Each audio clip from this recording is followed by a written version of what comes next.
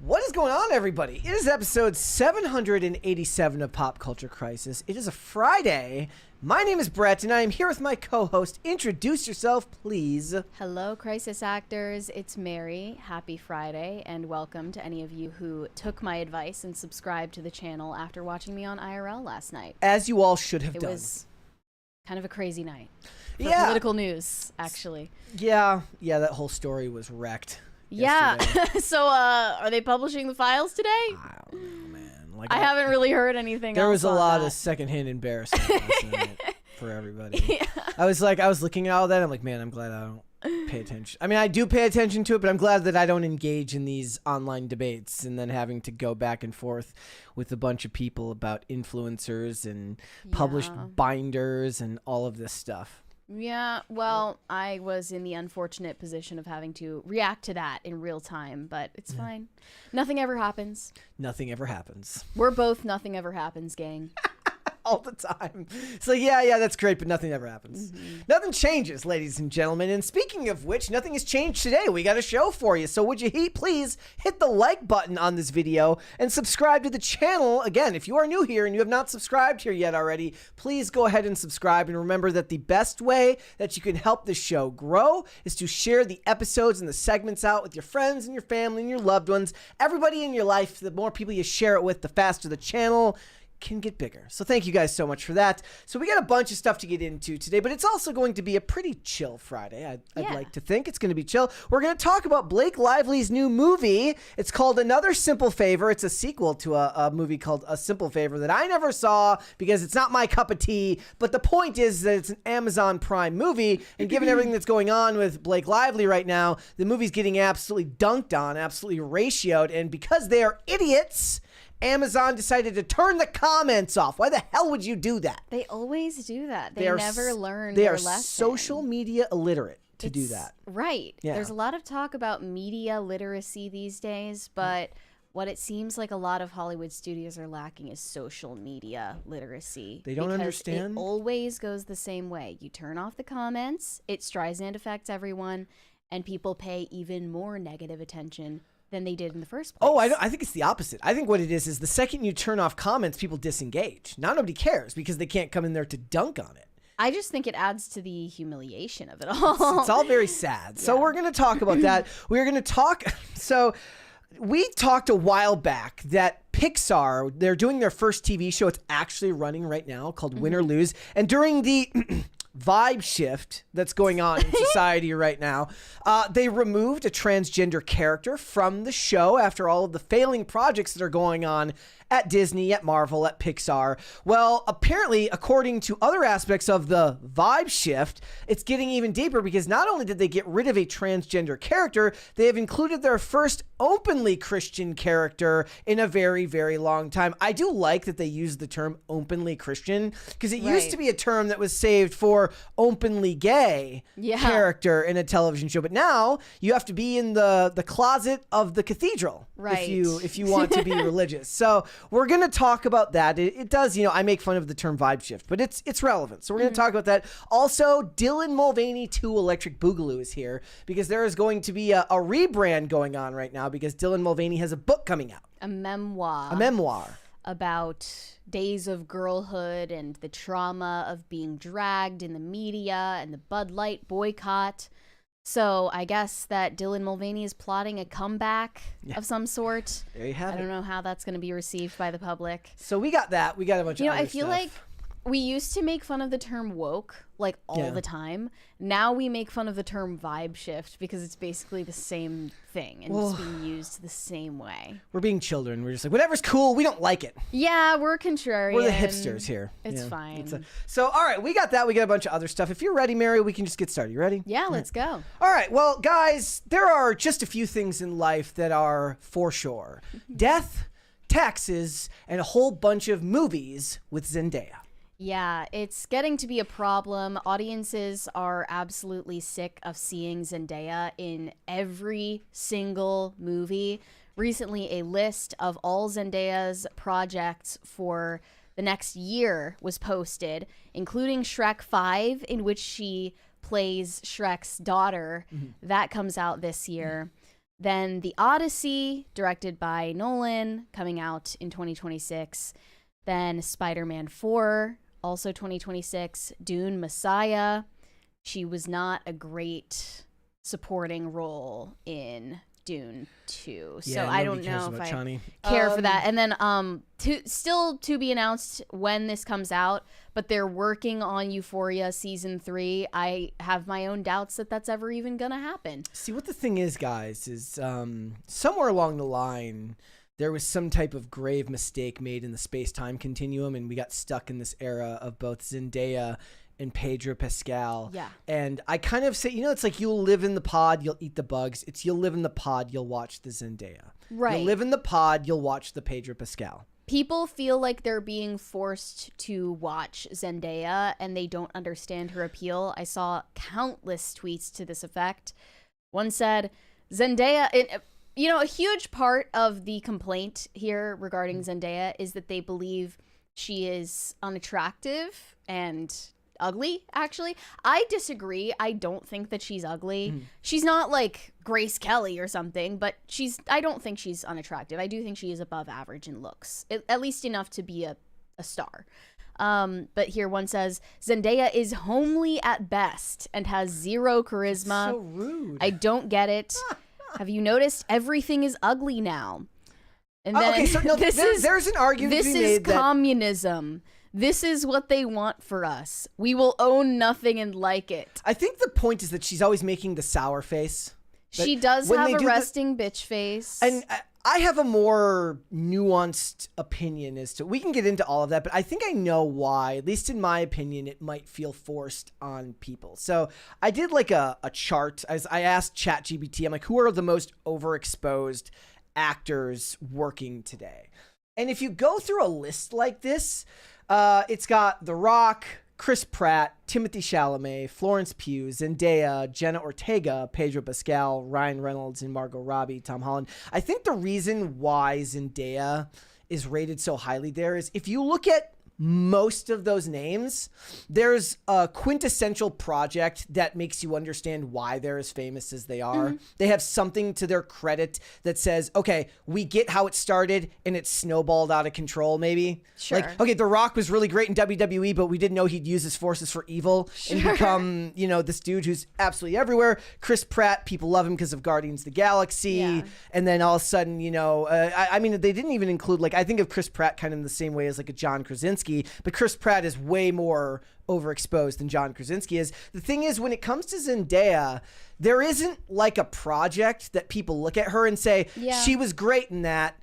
Now I get it. I get why casting directors, because that's the idea, right? So a casting director says okay, they were fantastic in this, so I think it would translate here. Nobody looked at MJ in Spider-Man and was like, you know what? She'd be a great Chani. Right. That's a good point. And it might just be because she's still pretty young and that hasn't happened for her yet. That movie, but she's not that young. She's been around since the Disney Channel. That's the problem. So they're looking at a decades-long career. Sure, but maybe the movie that proves her chops as an actor just hasn't come around yet. It's just like then she gets at a certain point, how many chances can you get when no one likes you in Dune, in Challengers, in Euphoria, all these things? I was first introduced to her on the Disney Channel, and I feel like the main problem with her acting is that she still acts like a Disney Channel star.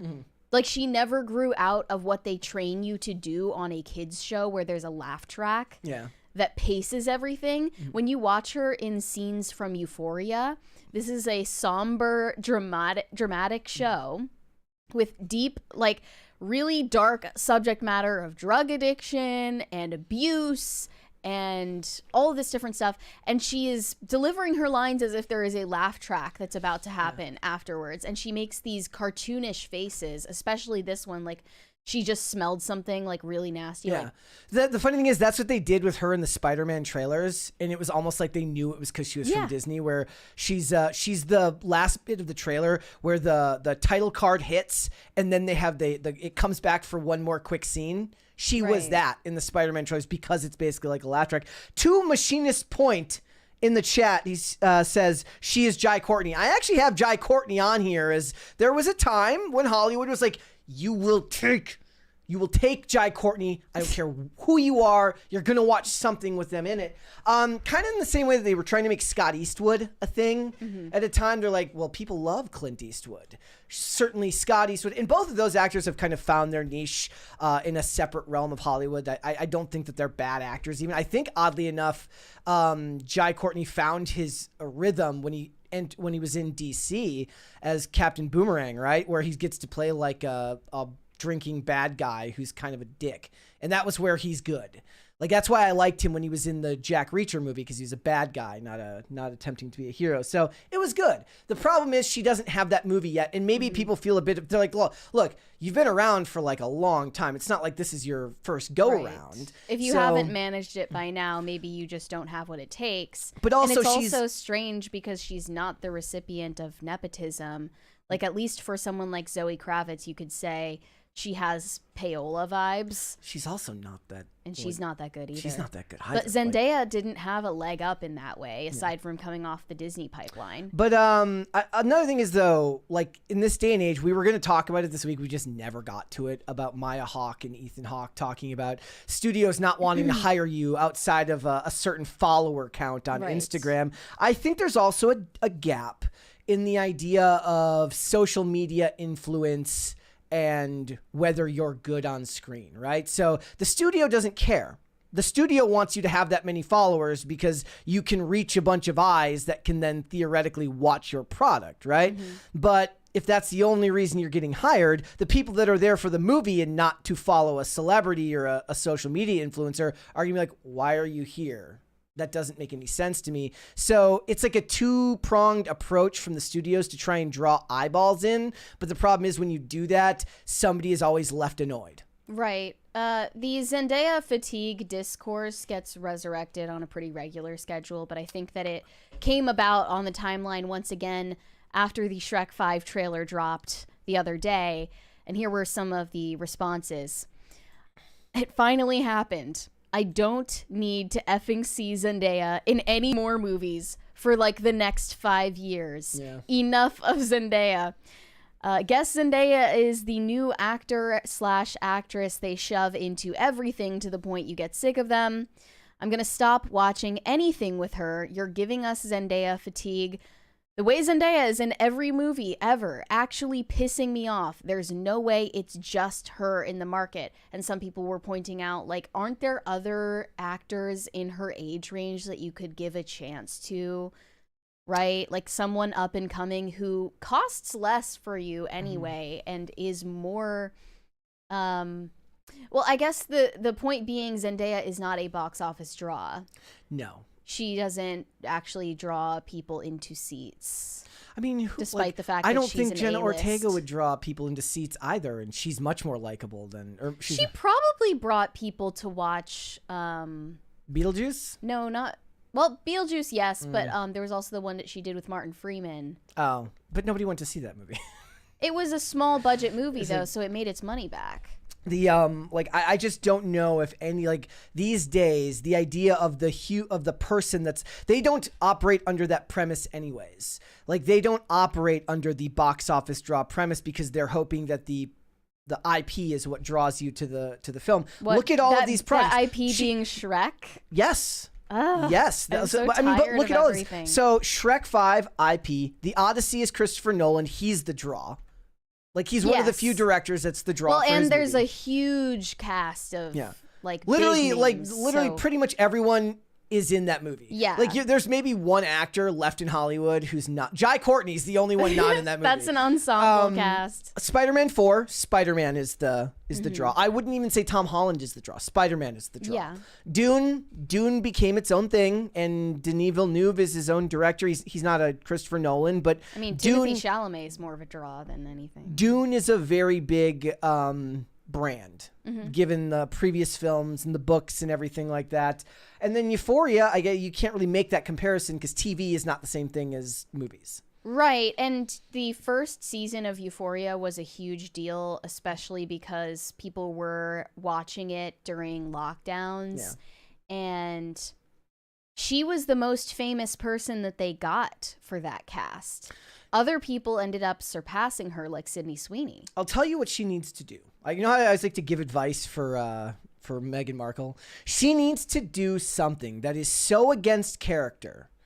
Like what? She needs to play like a bubbly, nice person in a movie. There has to be a movie that she's making where the director goes, resting bitch face is out.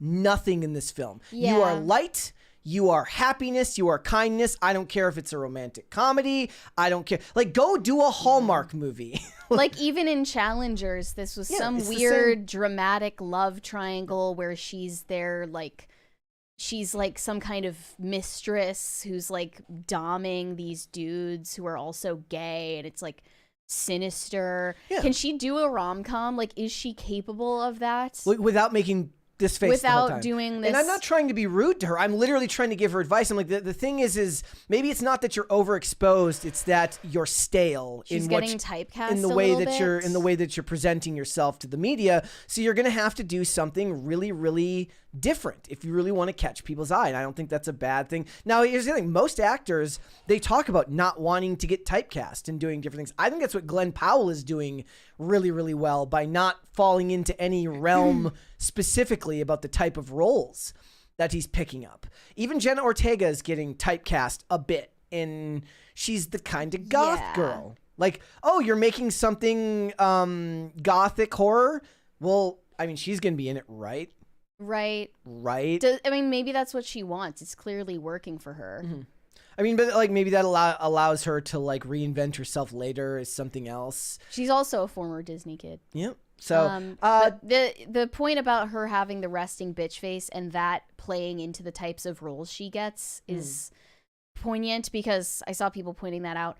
One person said, "Can you stop with Zendaya? Enough. She's not pretty, not a good actress. We're done with her resting bitch face." Another one said, "I'm truly repulsed by Zendaya. She has an anti-charisma aura so strong she ruined the otherwise respectable Dune 2.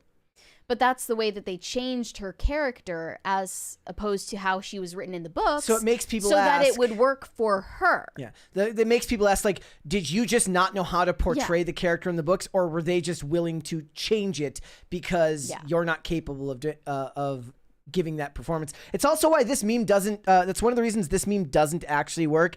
Seth Rogen actually has a body of work in his younger years that people feel really, really fondly of. Mm-hmm. So he's not the same thing as like a Pedro Pascal or a Zendaya, where people are like, what? Like, people can be sick of him for their own reasons because he's annoying and because he's stupid, but they can't take away the successes that he had early in his career. So now people are like, well, I can't take away Zendaya's successes because I don't see any of the stuff that she's done as inherently successful because of her. Yeah, Pedro Pascal definitely seems like a psyop too. Yep. It's so funny. So, because Olivia watches so many old shows with me that I've watched 100 times, she's like, is that Pedro Pascal again? Like, this was like 2014. What the hell is he doing here? He's been putting his work in. Well, and now it seems like he's just getting propelled to a level of stardom that isn't deserved based on talent. He's the charisma, opposite. Just because there are no other options available in the industry right now of a similar demographic. He is the opposite of Giancarlo Esposito, who didn't get his big break until he was in his 30s or his 40s. Mm-hmm. And now he's just in Captain America Brave New World. He's in everything, but he'd been acting for decades, but Gus in Breaking Bad was really what broke him out from the rest of the Hollywood mold. Yeah. I don't really have a Pedro Pascal performance that broke him out of the mold from everything else. He's not even, let's be real, he's not even in The Mandalorian. He's not even in it. Yeah. They could be using AI to get his voice lines, for all I know. Like, people like Giancarlo Esposito way more than they like Pedro Pascal. And as they should, because he's objectively more talented. Oh, a far more talented actor. Yeah. Deserved the big break. Pedro Pascal did not, but it was just right place, right time. I'm telling you, Zendaya, go and do like a bubbly romantic comedy, something. You know what? No, I don't even want to put that. What? I'm going to speak it into existence. No, I want to know. No, she would be too old now. So I just saw yesterday that they're remaking A Walk to Remember. And in A Walk to Remember, the main character played by Mandy Moore, it was a Nicholas Sparks book turned into a movie, is her father is a Christian pastor, and she is very religious, and she falls in love with the boy, and she's a very sweet person. Go and play that role. No resting bitch face. Now, of course, she's going to get cast and everybody's going to come flame me because I'm the bad guy here. You manifested. I manifested it. But I'm telling you right now, find a role like that. And even that might be, because that's actually still a dramatic role. And they're probably going to do something to make it less awesome than the original was. I do love that movie. Don't at me.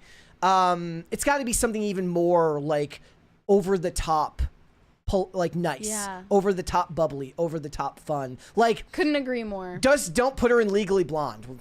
No hair dye. For the love of all that is good and holy, please. No. We are going to talk about the 2025 Oscars ceremony. It's coming up this Sunday. Even though no one cares about it, I think we'd be remiss not to mention the anticipation. I think it's what all theater kids have been looking forward to ever since last year.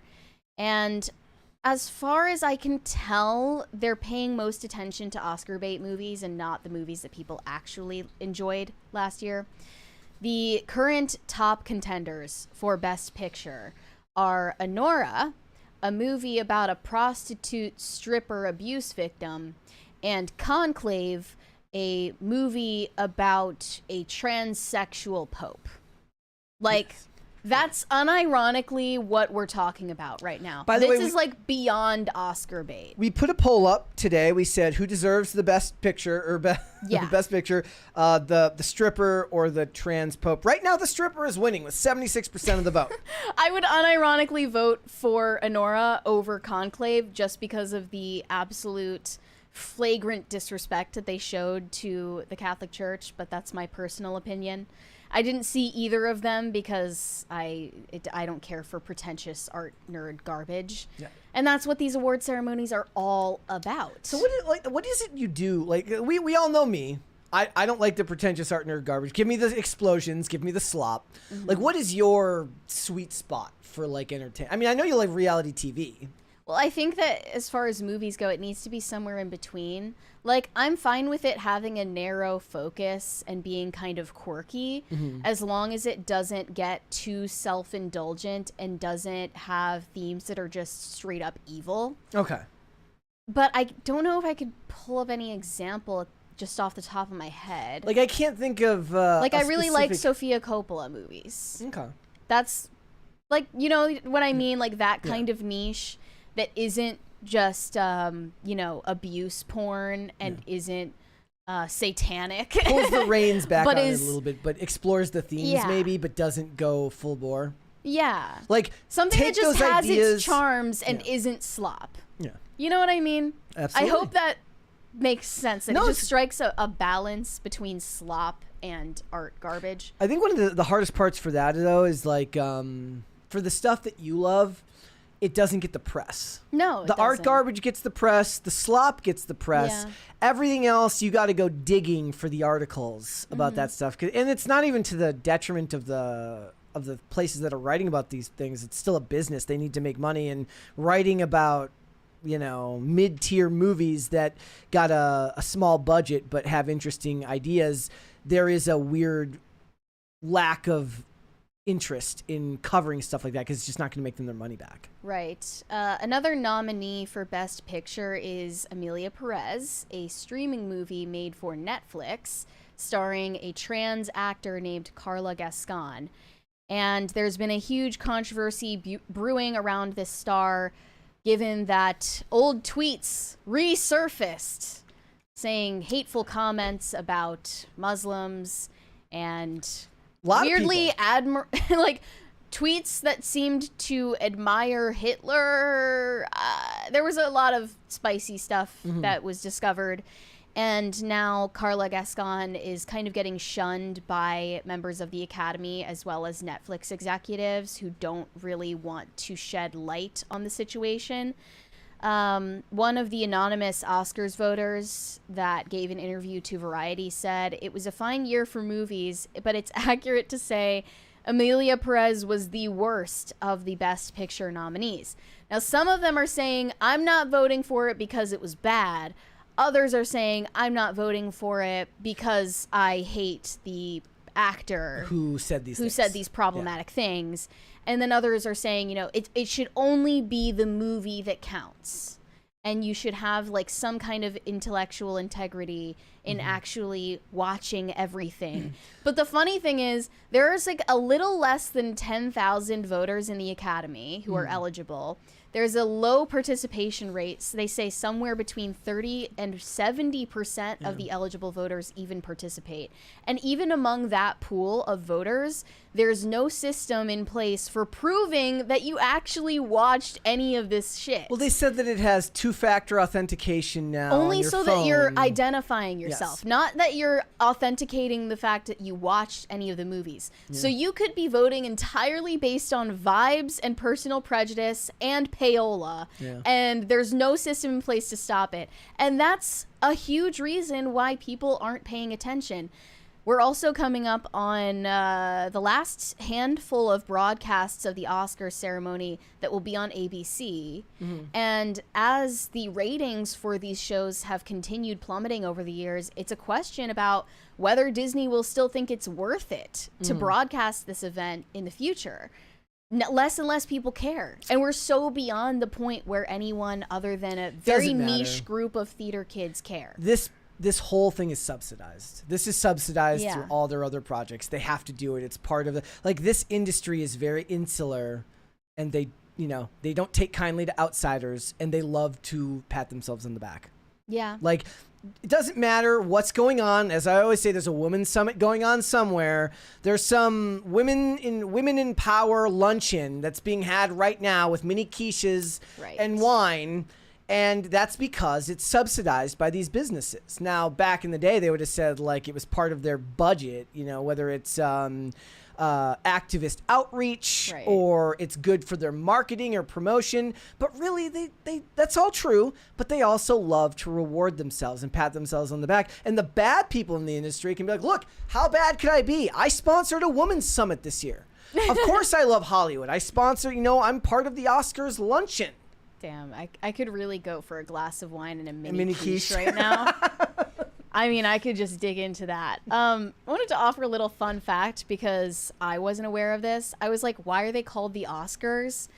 Apparently the term originated in the 1930s, coined by a former Academy librarian, Margaret Herrick, who remarked that the statuette of the award resembled her uncle Oscar. And I guess it just stuck after that point. And now it's the official name. More on Carla Gascon, though.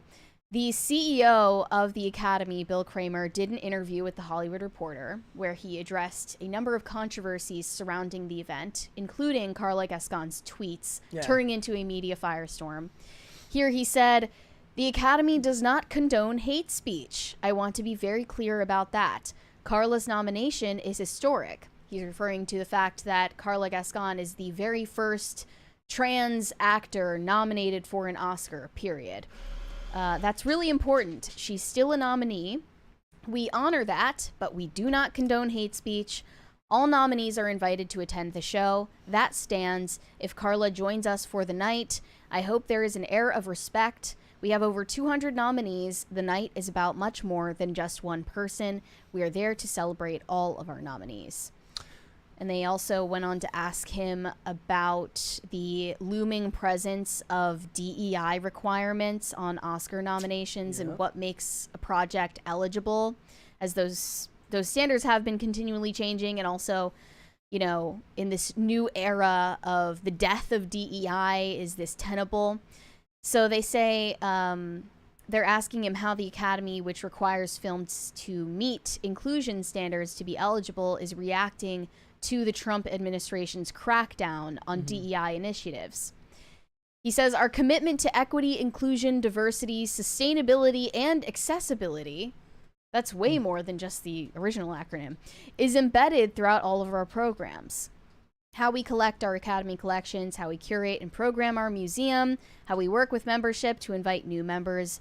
And I think you're seeing it in how our members watch and vote as part of the Oscars. It's how we build our staff. It's who we are as an organization. We receive very little money from the federal government, which I used to bemoan.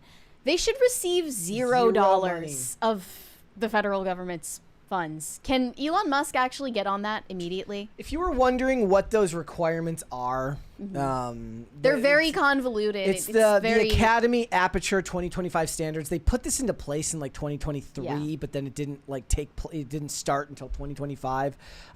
Standards for on-screen representation, themes and narratives, creative leadership and project team, industry access and opportunities, audience development. So from what I understand, they have to like nail two of these categories, but not all of them. Yeah. And usually where you're going to see it is industry access and opportunities and leadership and project team, because that allows them more freedom up here. Yes. With the on-screen, because everybody thought that it was going to be, all the leads were going to start looking like a diversity brochure. That's what it sounds like. But that's not the case. But in reality, they're just going to be doing diversity initiatives behind the scenes on. And it says these standards only apply to Best Picture eligibility. Right. Yes. Yeah. So it was actually not a sweeping regulation change that they made. It's not as severe as people may think. But it's also about the perception, and it's the fact that they did it all that shows they're out of touch. They also asked him if there are any plans to get rid of gendered categories like Best Actor or Actress. And they want to know if they're going to follow in the footsteps of the Gotham and Spirit Awards in making genderless lead categories. There are no plans to do so. However, we're always in conversation with our actors branch and awards committee about this specific topic, but we're not making any changes around that anytime soon. Yeah.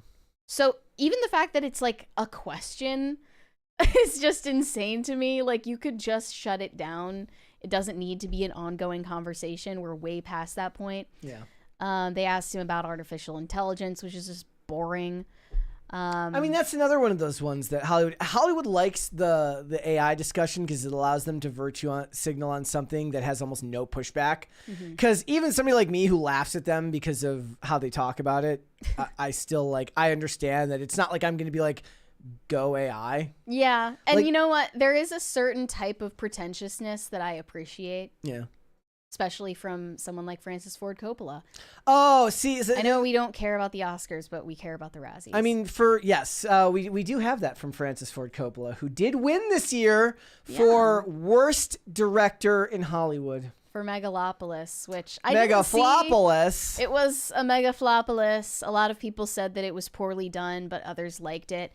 He replied to his win on Instagram. The fact that this man even has an Instagram is a crime, but he said, "I'm thrilled to accept the Razzie in so many important categories for Megalopolis and for the distinctive honor of being nominated as the worst director, worst screenplay, and worst picture at a time when so few have the courage to go against the prevailing trends of contemporary movie making. In this wreck of a world today where art is given scores as if it were professional wrestling, hey! I chose... Shut the fuck up! You leave for that professional wrestling alone! I chose to not follow the gutless rules laid down by an industry so terrified of risk that despite the enormous pool of young talent at its disposal, may not create pictures that will be relevant and alive 50 years from now. What an honor to stand alongside a great and courageous filmmaker like Jacques Tati, who impoverished himself completely to make one of cinema's most beloved failures, Playtime.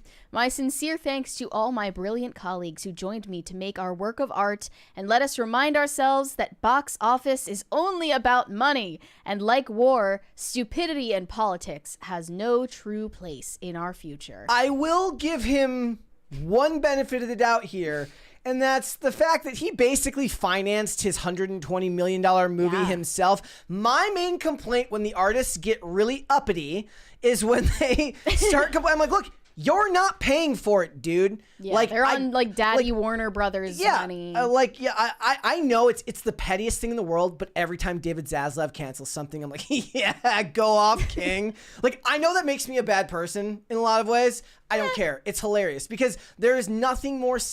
And I understand.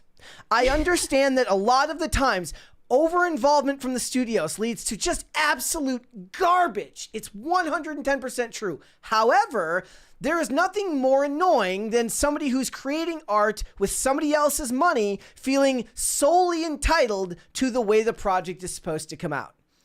I know I'm playing both sides here, but it's stupid, and I laugh every time David Zaslav cancels something. Look, and look, Warner Brothers is down. Like, they didn't exactly have a great quarter, so it's not like he's doing the best work right now. Slash the budget, my friend. I get it, but I can't help it. I laugh whenever they're like, oh, they should have just leave the project be. I'm like, yeah, sure. You can do that when you fund it yourself. It's why I actually have more respect for people who create their own content and go into work for themselves, right? Nobody, like, they took a risk on their own to make their own stuff. And if it fails, they're out of pocket, not some studio. Yeah. So also, I was reading credit where credit is due. I was reading something the other day where they were saying, like, what they interviewed one of these executives at Netflix, and they said for all the discussion that these actors have about residuals, all of them are happy to take the upfront payments. Like, almost all of them would prefer the lump sum up front. Mm-hmm. Like, it's just the way it is. They're expecting residuals on streaming shit. Mm-hmm. Like, that's delusional.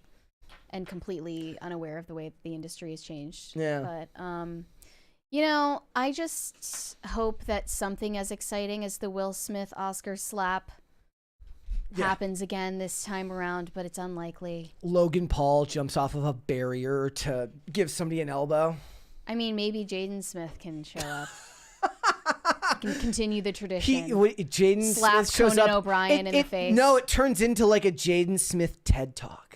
Yeah. Actually, you know what? Let's be real. It would be a TEDx talk. No, he Jaden comes Smith up to the doesn't rate a stage. TED Talk. He's like, so Conan O'Brien is hosting. Jaden Smith bounds up to the stage, steals his microphone, and just starts a soliloquy about, I don't even know what he says. Yeah. He just talks nonsense and people listen. I'm telling you, he doesn't rate a TED Talk. He could do a TEDx talk, maybe. For sure. But all right. What would you like to see? Cringe or cute of the day? How bad is the cringe? It's not terrible. Okay. Let's start with the cringe. We'll start with the cringe. All right, here we go. It says I mean, I guess it is pretty bad. This guy watched just the whole ride. What are they on, like a roller coaster? Yeah. Let's get it! What are you guys' names? Y'all are fun. Y'all are cute. Let's get it. Wait, what did he say? Y'all are cute. Y'all come alone?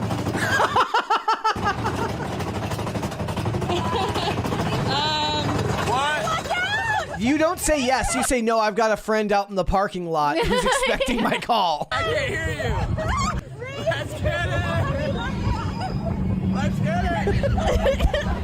He's like getting whipped around. Let's get it. Wait, so what's your name back there? I don't want to talk to you. What? Valid. After the ride? Okay. Let's get it. Let's get it. He's the spiritual best friend of the guy the other day who kept asking women on dates. Mm-hmm. Just cannot take no for an Let's answer. get. Come on, put your hands up. Put them up. What? Right. Girls, get it. Right. Happy down. Where y'all going next? To security. Yeah. He does look stoned. I mean, his eyes are very low given When they the went through the environment. tunnel and all you could see was like this Cheshire cat smile. It's a little creepy. Let's get it. What are you guys' names? Yeah, just no. Let's get it. You don't give him the real name. Let's not get it. Let's not get it. Actually. All right. Cute of the day. This one's from Terrence Rice. Says, anybody else's cat open drawers and climb inside? Also, Brett, you missed my last upload, but I forgive you. Just don't let it happen again. I apologize. Yeah, I've been like, I go through phases where I like the photo. I'm like, I'm going to remember to send it to myself. But then what happens is I send it to myself in Slack, and then I start sending myself articles to start to look at for covering, and it gets way up the queue, and I forget it's way up there. So thank you, Terrence. And the cat does look very cozy in there. very cozy. So I just moved like a bunch of plastic bins into our apartment from where I was living before. And somehow Mocha has found her way into them and found the one square surface that's in there. It's an unopened USPS package of skate parts that I'm waiting to open until I get something else in the mail. And she just every day she curls up in a ball and sits right on the it's like this size. Yeah, it's perfect. It's perfect. So all right, Can't resist. let's go ahead and get started then. Blake Lively's hate train online has not slowed down at all, but now is for the untimely release of her next movie. It's called Another Simple Favor, a sequel to 2018's A Simple Favor. About her all. Sorry. She stars in it with Anna Kendrick, and she plays a supervillain PR executive, which is a role she was clearly born for. Ironic. Yeah, awfully ironic given the scandal and lawsuit that she is embroiled in at the moment.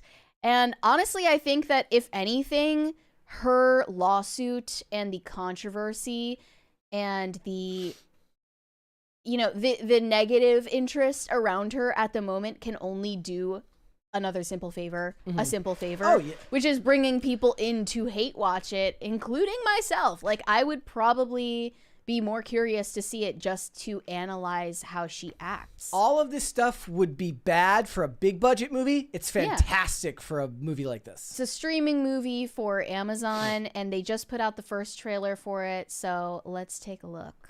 All right, here we go. I think about her all the time. The faceless blonde I thought I knew. Was she a glamorous PR executive? Or a cold-blooded killer? Holy sh! Did you break out of prison? Will you be my maid of honor?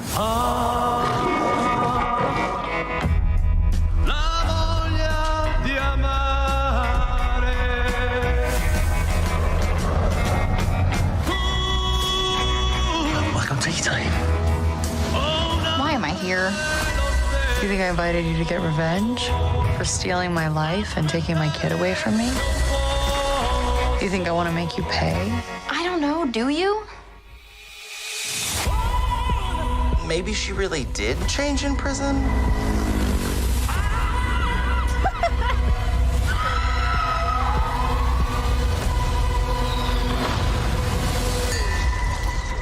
If I do try to murder you, it'll make an amazing sequel.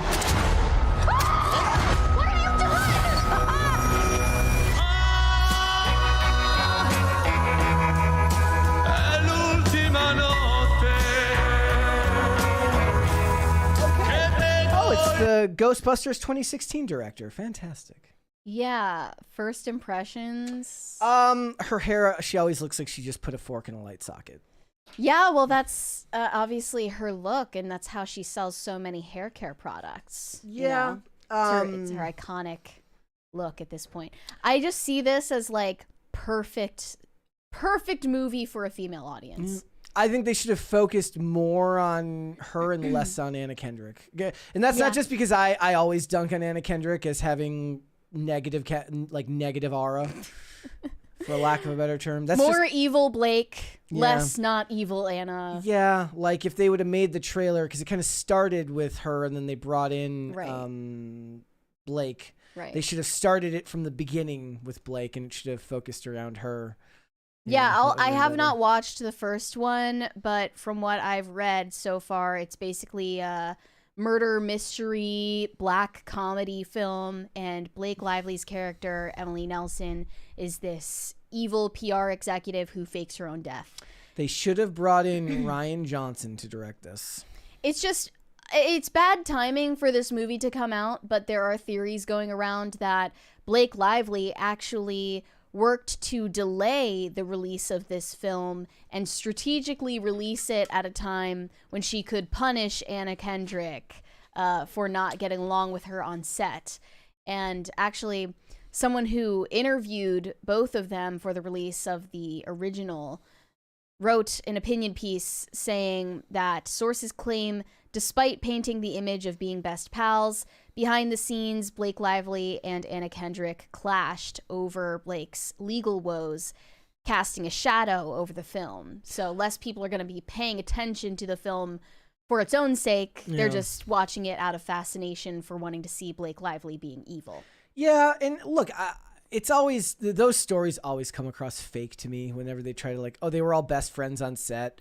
Yeah. I'm like, no. I mean, maybe that's true some of the time. I mean, she outright admitted that she would pick people to bully on the Gossip Girl set, and she would get people together to gang up on someone and turn against someone. Like, straight up middle school, high school mean girl shit. And people did remember that on the press tour for the first Simple Favor movie, there were just a lot of awkward interactions between Blake and Anna Kendrick. And also, Blake Lively would get mad at interviewers for asking Anna Kendrick more questions.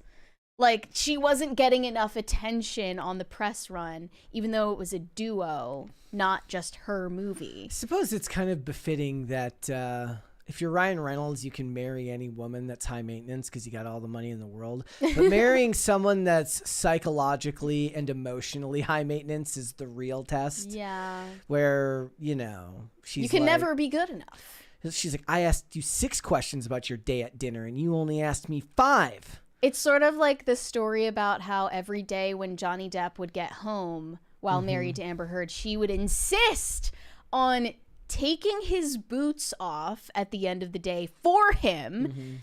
She would get very mad if he did it himself, and then giving him a glass of wine. Yeah. And there was no negotiating outside of this arrangement because she needed to feel like she was the one who was serving him, even if he didn't want that. He's like, bro, I can get It was my like this own wine. weird form of emotional tyranny. He's like, I've been taking my boots off myself for years. I can do it. He's a big boy. Now my watch. No.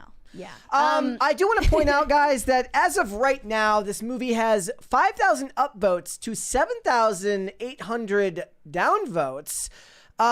What's funny is the upvotes jumped since we started the show. It was at 4,800, so it's jumped up by 200 likes. Okay. But it's still technically a ratio, and because Amazon is stupid, they turned the comments off. Why? Why would you do that? The whole point of the comments section is to get people talking about your movie. Yeah. Like, this is like you have somebody who's illiterate working for you. Well, I assume that they turned off comments either because they don't understand social media yet, and we're going to have to wait a long time for them to understand that this is a Streisand effect.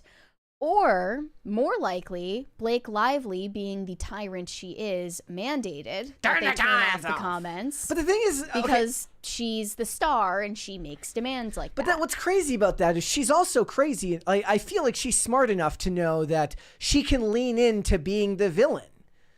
Well, she's not smart enough to know that hate train against her on social media is organic and people actually don't like her. Like, she she had should to be come up with a narrative that it was coordinated and paid for. She should be leaning into this. She should be like, look, I'll be the bad guy. It's bizarre. That would be, I mean, I don't personally, I would love that. Logan Paul does that. Like, people can hate on Logan Paul all they want. Logan Paul, the Paul brothers are okay with being the villains. It's why they're good at their jobs. Yeah, exactly. Some people are really good at playing on that. But Blake Lively is clearly the type of narcissist that simply cannot accept not being worshipped. Who's an example of a woman that can, like, that leans into being the bad guy? Can you think of one? Maybe there aren't examples that lean into being the bad guy, but there are plenty of female satirists, and this is something that we were just talking about off air. Like, women are really good at making viral social media satire videos. Very good. So they're really good at leaning into being misinterpreted, and I think one example is like Paris Hilton. She completely constructed a fake persona of being this like ditzy, dumb, blonde bimbo for years. And people totally bought into it. And it was fake the entire time. And she's actually really smart and erudite and a businesswoman. But she had no qualms with allowing people to believe that she's retarded. Like, she had no qualms with coming up with this fake persona all these years. And still some people believe that about her. So I feel like maybe Blake Lively is just not capable of doing that. Yeah. Like, she just doesn't have what it takes to be in the public eye if people don't outright worship her 24/7. Yeah. There was also this rumor that on the first movie, A Simple Favor, she somehow snaked her way into promoting Ryan Reynolds' brand of gin in the movie, giving it a product placement by lying and saying that it was just a friend of hers had this brand instead of Ryan Reynolds. She's like, well, we're friends. Yeah, this was about his gin brand Aviation. Found its way into 2018's A Simple Favor. Paul Feig told Cosmopolitan at the time, I was trying to clear another gin, and Blake's like, hey, Ryan's got this gin that he really likes. She really liked the company and everybody involved. And then I wouldn't have done it if I didn't like the look of it on screen, but I thought the bottle looked fantastic. Honestly, didn't even realize the level of involvement that Ryan Reynolds had in it, but I think it's great. Here's the thing though, that's a little lie that says a lot. Yeah, so she didn't want the director to know that her and her husband were directly profiting off of That's a little gin. lie with huge implications. Yeah, it was sort of like the way she tried to promote her own alcohol brand through the press for It Ends With Us. Yep. Using it for her hair care line as well. Yeah. It's kind of shameless self-promo where she doesn't really understand what she's doing. The thing is, it's also a bad lie to tell for the studio, because the studio's like, look, if we go with this, we can do more than just giving it a spot in the movie. We could do a promo ad. We could do Instagram ads. We could do things on YouTube where you guys do like fake commercials advertising the movie with the brand. Like, there's ways that marketing would be able to work that in there that would benefit the studio as well, but they weren't given that opportunity. She was just allowed to be like, oh no, just do this. And it's again, oh yeah, Ryan really likes this Mint Mobile cell service. He really likes this brand Mint Mobile. It's like Tim's like, love those people. We were like gonna drink coffee on the show, and Tim's like, I love this Tim Cast coffee. I love this Cast Brew coffee. This Cast Brew thing. I know a guy who like made this Cast Brew thing, and like it's great coffee. Have you seen this Ian's Graphene Dream? Everybody loves it. Yeah, I've been hearing about it. Word on the street is that Ian's Graphene Dream is great. Yeah. Like, that's the kind of self-promo we're talking about here. Aside from anything about her new movie possibly being tanked, Blake Lively reportedly just hired a former CIA agent on her legal team. I'm not kidding. And whenever they say they're a former CIA, just don't trust them, because they're not obligated to tell you when they've actually resigned. I mean, Deputy Chief of Staff. She hired him as a crisis PR manager with deep government ties. I mean, I don't know if this guy, former Deputy Chief of Staff for the CIA, Nick Shapiro. I don't know if this guy was an analyst or if he was if he worked in the field, but the point is he has ties to the intelligence community. Member of Blake's legal team told Variety the litigation team for Lively retained Mr. Shapiro to advise on the legal communications strategy for the ongoing sexual harassment and retaliation lawsuit occurring in SDNY, which we already know is deeply corrupt. But very weird. Weird choice. Like, if you're trying not to seem evil and calculated. Weird to kind of make a connection with friends in high places like that. Well, you know, there's a lot of, like, I guarantee you Ryan Reynolds has a lot of connections from all of the movies he's made, like Safe House and everything like that. He's built up his connections over government connections? Yes, absolutely, because they have advisors on the set of these films that can give them phone numbers to other people. Absolutely. Yeah. 110%. It's true. Yep. Yeah. I think, if anything, the controversy about Blake Lively and Justin Baldoni will do great numbers for this streaming movie that otherwise no one would have paid attention to. I think that so they have her to thank for I think that. the pocket that this movie found itself in, being a streaming release, is all of this PR does great things for it. And I also wish that we lived in an era where movies like this could go to theaters, but if it did, it probably wouldn't make its money back. Well, no. I mean, you have to take the Sydney Sweeney or the Glenn Powell approach and really, really just push commit for to the it bit and commit to it and be willing to take the. Remember, when they were making Anyone But You, they were offered way more money to release it on streaming, and they took a pay cut to have it produced to be made for the theaters. And it ended up benefiting them greatly. But there's every opportunity, or there's every reality that could have been the complete opposite. It could have flopped hard, and then nothing would have come from it. But it's very, very hard to get movies like that. People say they want new stuff. They're lying most of the time. Yeah. Everyone says we want something new. We're sick of remakes. We're sick of reboots. Well, the fact of the matter is the stuff that does well at the box office tends to be recycled slop. It Ends With Us could have easily ended up being a streaming forgettable moment, and it was a huge cultural touchstone. So. Because it went to the theaters. Yeah. Yep. It's worth it. Let's read some super chats. Shane H. Wilder said, "Happy Friday, Brett and Mary. I'll be checking out Prime's new show, House of David, and give my opinion Monday.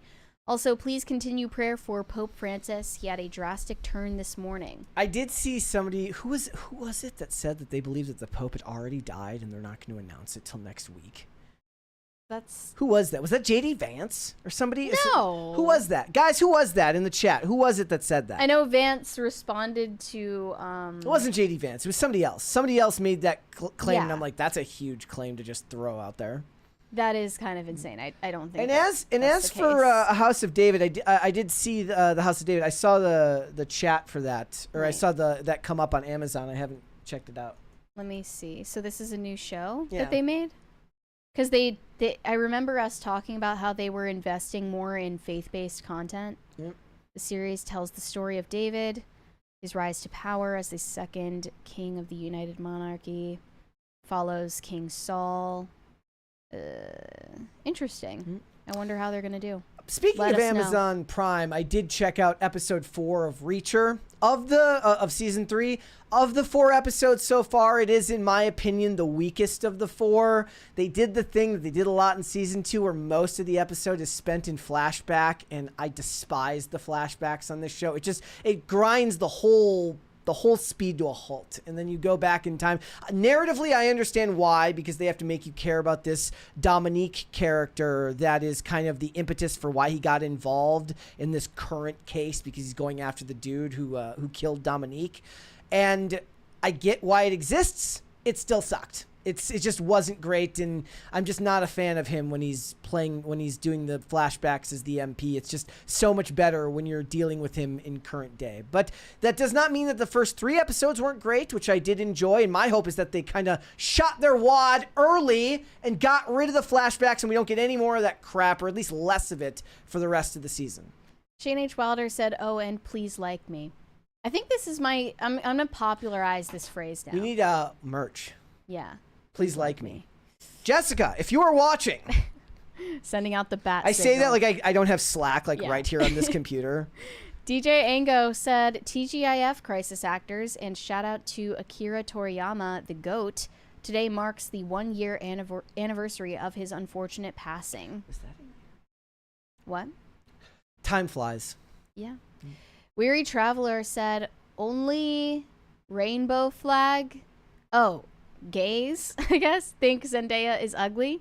She's not a 10 out of 10, but calling her ugly or unattractive makes you suspect." Well, my guess is that a lot of them, they're not really privy to any images other than maybe like screenshots from Euphoria or shots of her looking annoyed at Peter Parker, where she's like, Yeah. so if you don't look at her like when she, again, like they don't why- do her any favors in these movies. Yeah. They make her look ugly on purpose, it seems. But I even saw people saying that about how she looked in Challengers, and they kind of did her up for that one. So I mean, except, yeah. Yes. she looks great on red carpets. I guess anyone would. Let's do but- one more. Pop Culture Junkie said, Oh, first off, he said that we missed a $20 super chat. There's no $20 super chat here. We've got literally zero It's not 20s. here. So I don't know. Maybe it didn't send. is YouTube screwing us over right now? I hope not. Don't you think casting actors with huge social followings is Hollywood's version of prevent the first weekend from sucking insurance?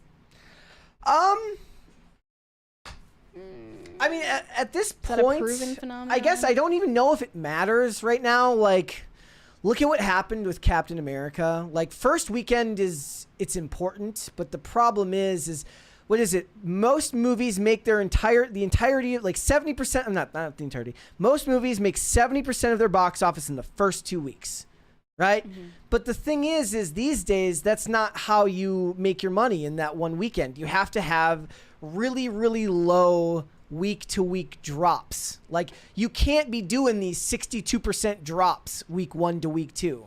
You need to be having drops in the 50s.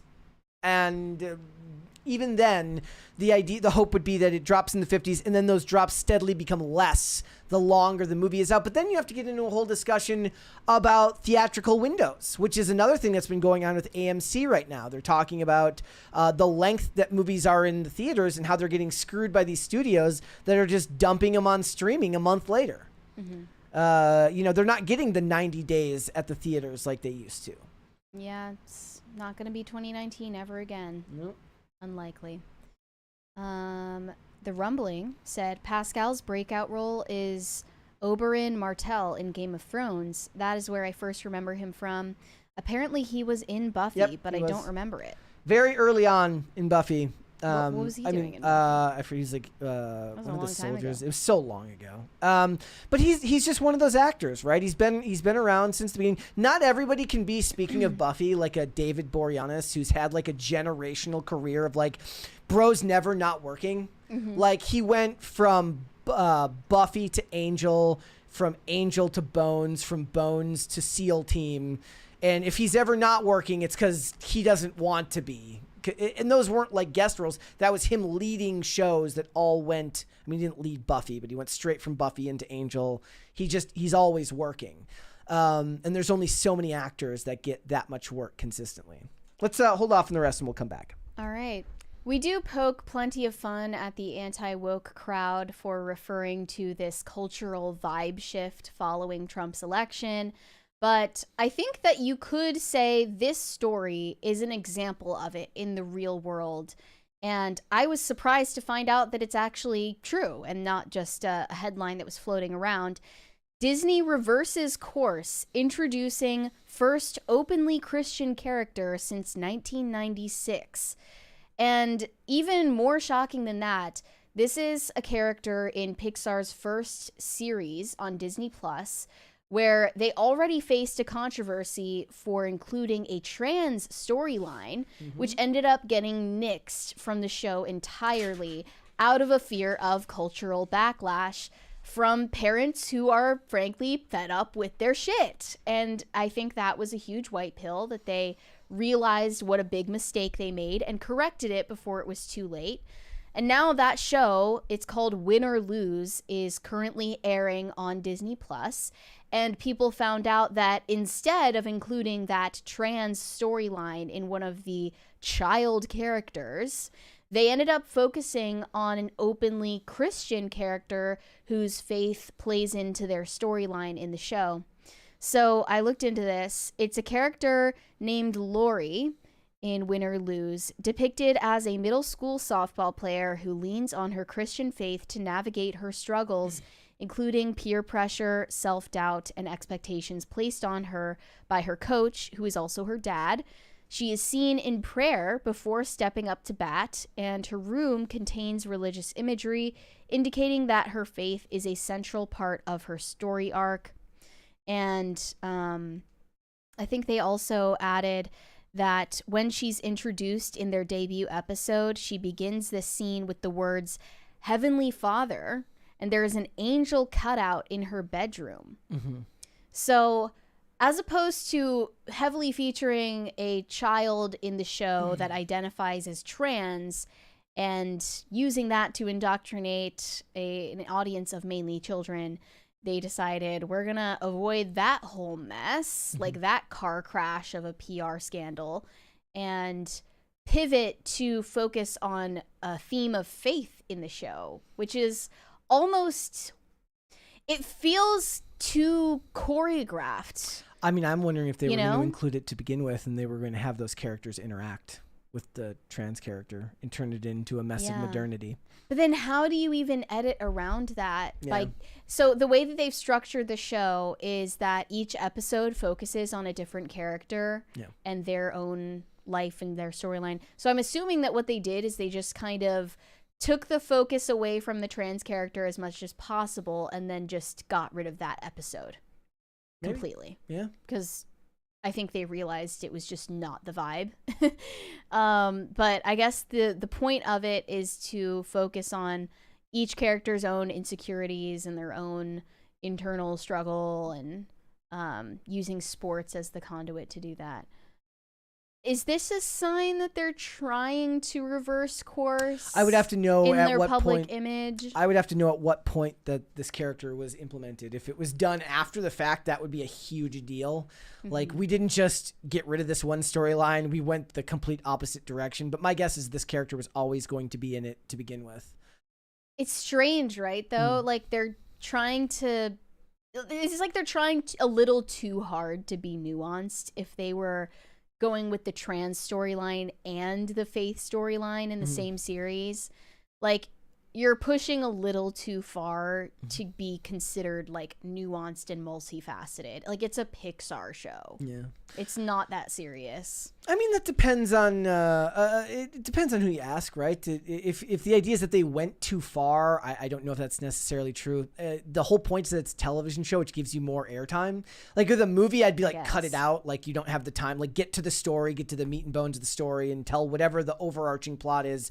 You know, you guys have struggled enough in the last few years just to make stuff. How about we like learn how to make a movie from start to finish again, and then we can worry about the nuance. But for a TV show, that's kind of the whole point a lot of the time, is to flesh out different characters and plots. So yeah, I think that another possibility is they see a new market has opened and they want to pander to it. Yeah, which is cynical, but seems to be true. Again, pragmatically, as I always say, you shouldn't be looking for authenticity from these companies. A company is not capable of being authentic at the scale of a Disney. When you've got branches in different countries, CEOs with people that answer to them, a boardroom, directors, all of these people, what it is it's like an amalgamation of ideas that have all been vetted and focus group tested. And it's not like you're dealing with the Walt Disney of old, whose ideals flowed through the brand. Now, at this point, you are just looking at a bunch of money-making opportunities that are being shepherded forward by executives and CEOs. Now, the question is, are you as a viewer or you as a consumer able to get something that you like out of that brand? Certainly that's possible, and you should push forward to try to get them to promote ideas that you want, but you should never go into any idea. You should never go into a brand the size of Disney looking for authenticity. You can talk about that when we're talking about something that's owned by one person who has ideas as to what they want their company to represent. But when corporations the size of Disney talk about like our company culture or Disney values, that's not a real thing. Yeah, it's we're a family. It's a facade designed to make themselves seem palatable to stakeholders, shareholders, and people who go to the parks. Yeah, the real customers. And however cynical or superficial and pandery it is, it does signal a shift in the way that they're approaching content, especially content that is made for kids, and that brand is very important to protect. I wasn't able to tell, based on different claims, how long ago it had been since they featured a Christian character. It was either since 1996 in Hunchback of Notre Dame, or they also cited a Christian character in Disney's 2007 Bridge to Terabithia, which features adolescents Jesse and Leslie, who in one scene attend church together and discuss religion on the way home. What's weird is but still, that's a long time to back off of such a huge topic. Disney is what's funny is that like they are theoretically the size of a company that could just have their own faith-based studio. Right. And but just like release those that's songs. an opportunity right there. Yeah. Like they should have already cornered that market before Angel Studios came in and just started doing the most. That got mentioned in the chat, so they're Yeah. worried about the success of Angel Studios. They're right. I mean, Like, look at the movie that we were just talking about. I think is it Angel Studios that acquired it? They Which one? acquired that movie about the Gospels. The yes. animated movie for kids. Yes, they did. So I don't some know other if they studio produced made it. that, but I don't know if they produced they it, but acquired they acquired it. Yeah. And Angel Studios is kind of the gold standard right now for as far as studios that are looking to make that type of content. And you're not going to have like not everything's going to be a Sound of Freedom. No. You know, but the Which fact they of the passed matter up on is as well. The fact, that's Disney passed up on that. Missed That was one of our best. Another L. That was like one of the best videos we had. Like one of our biggest videos when that first came out, Mm-hmm. when we first covered that story about that stuff. But Disney could absolutely have their own faith-based studio doing stuff that's an offshoot that doesn't have to have any connection to the Disney brand. Right. But there would be internal friction at the company if they were to do that. There are plenty of people From the people who have gay agendas. Yes. Self-admitted gay agendas. You know, this also stands out to me as we're looking ahead to the release of live-action Snow White, because I know it's going to be such a sanitized, meaningless version of even the sanitized adaptation they made when they animated it in the first place. Yeah.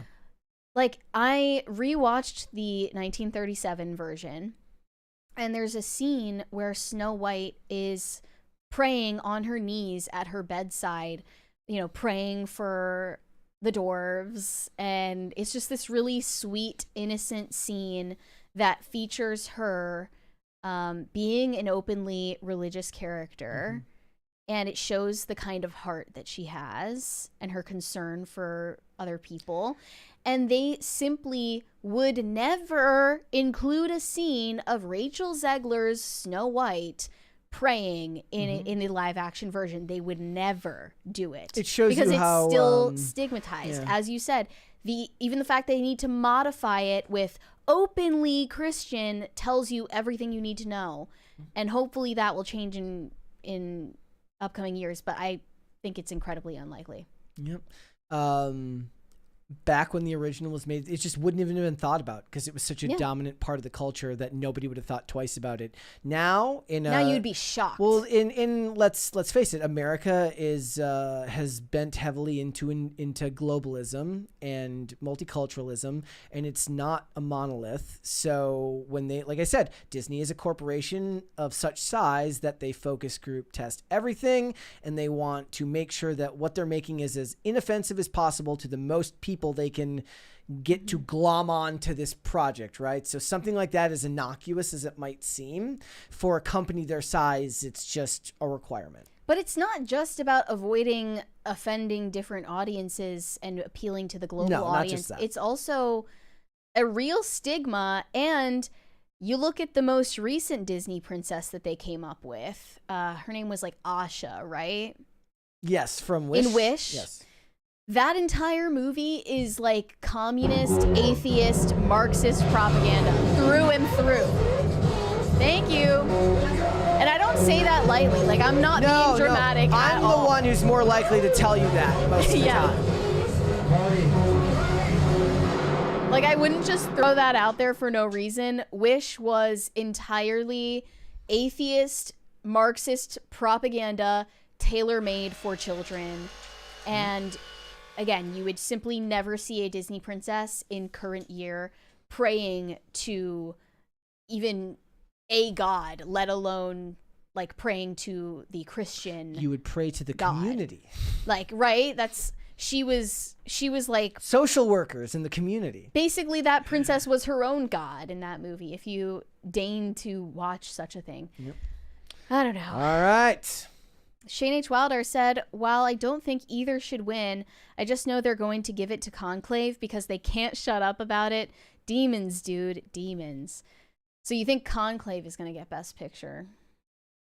I mean, definitely seems like the most Oscar bait movie of all Oscar bait movies. So likely. But Mikey Madison was dedicating her awards at other ceremonies to sex workers. So maybe they'll hand her the Best Picture or Best Actress for that purpose. Okay. Whatever. Remember what she said about like stepping into the role? She had to like do pole dancing classes to like embody Honora so that she can really identify with sex workers. Like, you understand nothing about what it's like to be pimped out and dehumanized on the street. Yeah. You out of touch elitist scumbag. Anyway, Omega Red Fan said the Oscar goes to Redacted, Friday Files, Crisis Party. Let's go. As far as I can tell, those files are still not published. You know? Weird how that happened. Maybe someday. Guess it'll just get memory hold over the weekend and we'll get mad about something else. Like we always do. That's what happens when the news cycle is 8 minutes long. Brian Bledsoe said, did another quick search, and the Women Mentoring Women conference is today in Alexandria, Virginia. Well, I better race over there right after the stream. I need to get mentored. I need. Wait, do you need to become a mentee? You need to get mentored on how to mentor other women. Yeah, exactly. That makes sense. That's where I'm gonna be headed. And I could be sent to like the summit on how to better elevate the women around you at work. No, you need to go to a mansplaining summit. Yes, that's well, yeah. You just practice new techniques on how to mansplain in a way that's less obvious. Ladies, mansplaining, it means men explaining. I'm not wrong, bruh, on X said guy on coaster is guy from Sister's goth creepy boyfriend video that went viral. Staged cringe is garbage. I don't know exactly what video you're talking about, so I guess I didn't clock it. Let's do one more. Shane H. Wilder said slasher flick set on a roller coaster vibes. Do you think they could do that? I could do that. That'd be good. I still want to watch one with like a really, really vengeful, violent pizza delivery guy who like slashes with because a pizza cutter through the box. A pizza cutter is a great with the pizza cutter. Yeah, like, but you open the box and it's him. No, it's like so. He gives him the pizza. They give him the money. He counts his tip. It's really small, and he knocks back on the door. Knock, knock, and then just slices them because they didn't tip him enough. It's like tomato sauce everywhere. No, and then it would cut to a shot of the blood mixing with the tomato sauce. Right, and then he eats the pizza because he's crazy. Yeah. All right, let's hold off on the rest, and we'll come back after the fact. I'm gonna have to workshop that movie later. It's been a long time since the Bud Light controversy originally erupted online. In case you don't remember, Dylan Mulvaney scored a sponsorship with Bud Light and received a beer can with his face on it. And that became the biggest boycott in American history. Bud Light ended up losing 17% in sales after the controversy came about. And they had to correct course and win back good faith with their consumers. To like hire Shane Gillis, right? Yeah, they had to also win back the favor of Dana White as well. Mm-hmm. So I think they've recovered so far, but the question is, can Dylan Mulvaney ultimately recover from that controversy? And I think that he is gearing up to do just that with a memoir that is soon to be released titled Paper Doll, Notes from a Late Bloomer. How does Dylan Mulvaney end up with a beer sponsorship rather than a wine sponsorship? Well, that's the thing. It's so quirky and unexpected. That's why Dylan Mulvaney, when asked what kind of sponsorships he would want to do by his own team, said Tiffany's and beer. Because it's just so quirky. So quirky and Get it? crazy. Because Tiffany's is like high end and beer is like low end, guys. Right. And you're a genius. Of course, you wouldn't expect someone so feminine to love beer. So feminine as Dylan Mulvaney. I mean, maybe the most feminine woman on the planet. It's like when women go out of their way to talk about loving sports. Yeah. Yeah. Yeah, so this new memoir is about to come out reflecting on the Days of Girlhood TikTok series, the Bud Light controversy, and more. I want to go through the summary. On the cover of this book, you can see Dylan Mulvaney laying in bed, staring at a typewriter in silk negligees. It's like a scene out of an Audrey Hepburn movie. They describe it here. When Dylan Mulvaney came out as a woman online, she was a viral sensation almost overnight, emerging as a trailblazing voice on social media.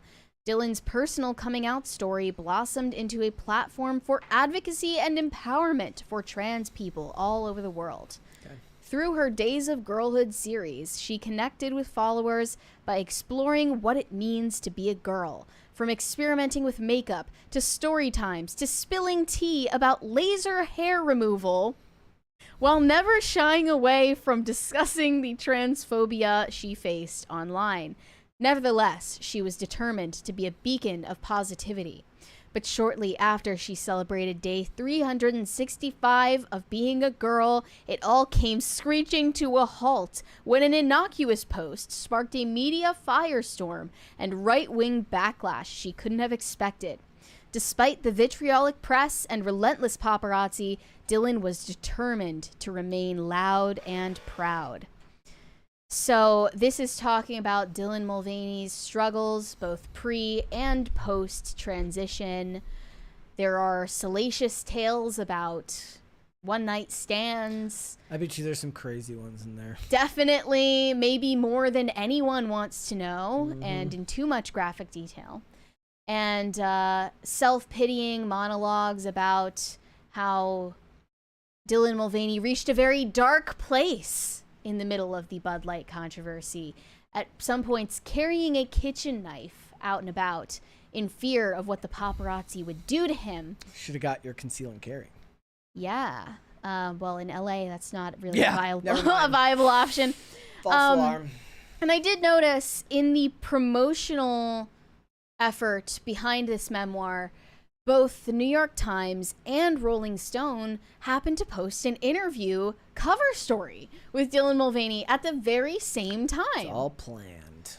Like those right-wing influencers in their Epstein list. In the New York Times piece, they titled it, Dylan Mulvaney Dreams of Privacy. It's a worldwide privacy tour again. This is like even worse than Meghan Markle's privacy tour. I can see a collab coming. They'd be perfect. American Riviera X Mulvaney. Right. Perfect. Days of Girlhood as ever. I mean, yeah. Her bubbly video diaries about gender transition were once a study in oversharing. Now, on the other side of a nationwide boycott, she sees the value in keeping some things to herself. You simply cannot go preaching about privacy and keeping things to yourself when you're the most attention-hungry person possibly on the public stage right now.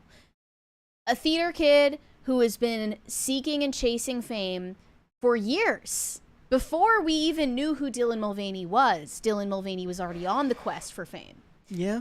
You cannot be preaching about your new perspective on wanting to keep things to yourself and having some kind of discretion about social media. When you are oversharing, like you are the poster child of oversharing and seeking out controversy anywhere you can find it. Yeah, we're not really in the age anymore of like the craftsman actor who gains fame as a byproduct of really, really loving their work. And then they don't handle it well because they just, it's not what they wanted, which to me, there's always been, I feel like people see something a bit novel about that. It's like, I'm famous against my will. We have a 20 from the Crafty Raccoon. I forgot about Dylan Mulvaney. I wish I wasn't reminded. I can't wait to forget. Well, I mean, maybe that's a white pill for like, anytime you think, so one of the things that people complain about when we do this show is they're like, you cover too much of this, you cover too much of that. there was a time when they're like, all you guys talk about is Taylor Swift. Well, nobody's talked about Taylor Swift other than maybe a couple of mentions during the Super Bowl. They said that about Johnny Depp and Amber Heard. About Johnny Depp and Amber Heard. They're saying, like, you guys are just bleeding that Ezra Miller. You guys are bleeding that Blake Lively story dry. It's like, well, guess what? In a month, maybe it's 2 months, maybe it's 1 week, maybe it's 2 weeks, it'll disappear from the cultural zeitgeist again, and you'll be back onto something else, because that's the whole point of following the news for stuff like this. If there's something that annoys you, it sucks, but likely it'll disappear eventually. And that's what I thought happened to Dylan Mulvaney. I thought that this person kind of faded into obscurity after realizing they bit off more than they could chew, but that wasn't enough. Like, Dylan Mulvaney still isn't satisfied and needs more attention. And it's funny because you bring this up a lot, this sweet spot of fame that people can reach where it's enough to keep you in a successful career in Hollywood, but you also don't have to completely sacrifice some parts of a normal life to get it. Yeah. And that's what Dylan Mulvaney is referring to here. Mulvaney's cultural cachet during this time reached a level she hopes to never see again. She pointed to her phone's wallpaper, a photo of Kristen Chenoweth, who is in the Wicked Broadway musical. That's my ideal level of success. They're doing Broadway shows, hosting, performing, and they have a really healthy level of personal downtime and relationships and privacy.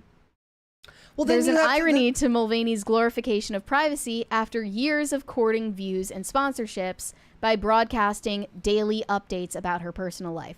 Well, so then I can give Dylan Mulvaney a white pill here. That's possible for you now.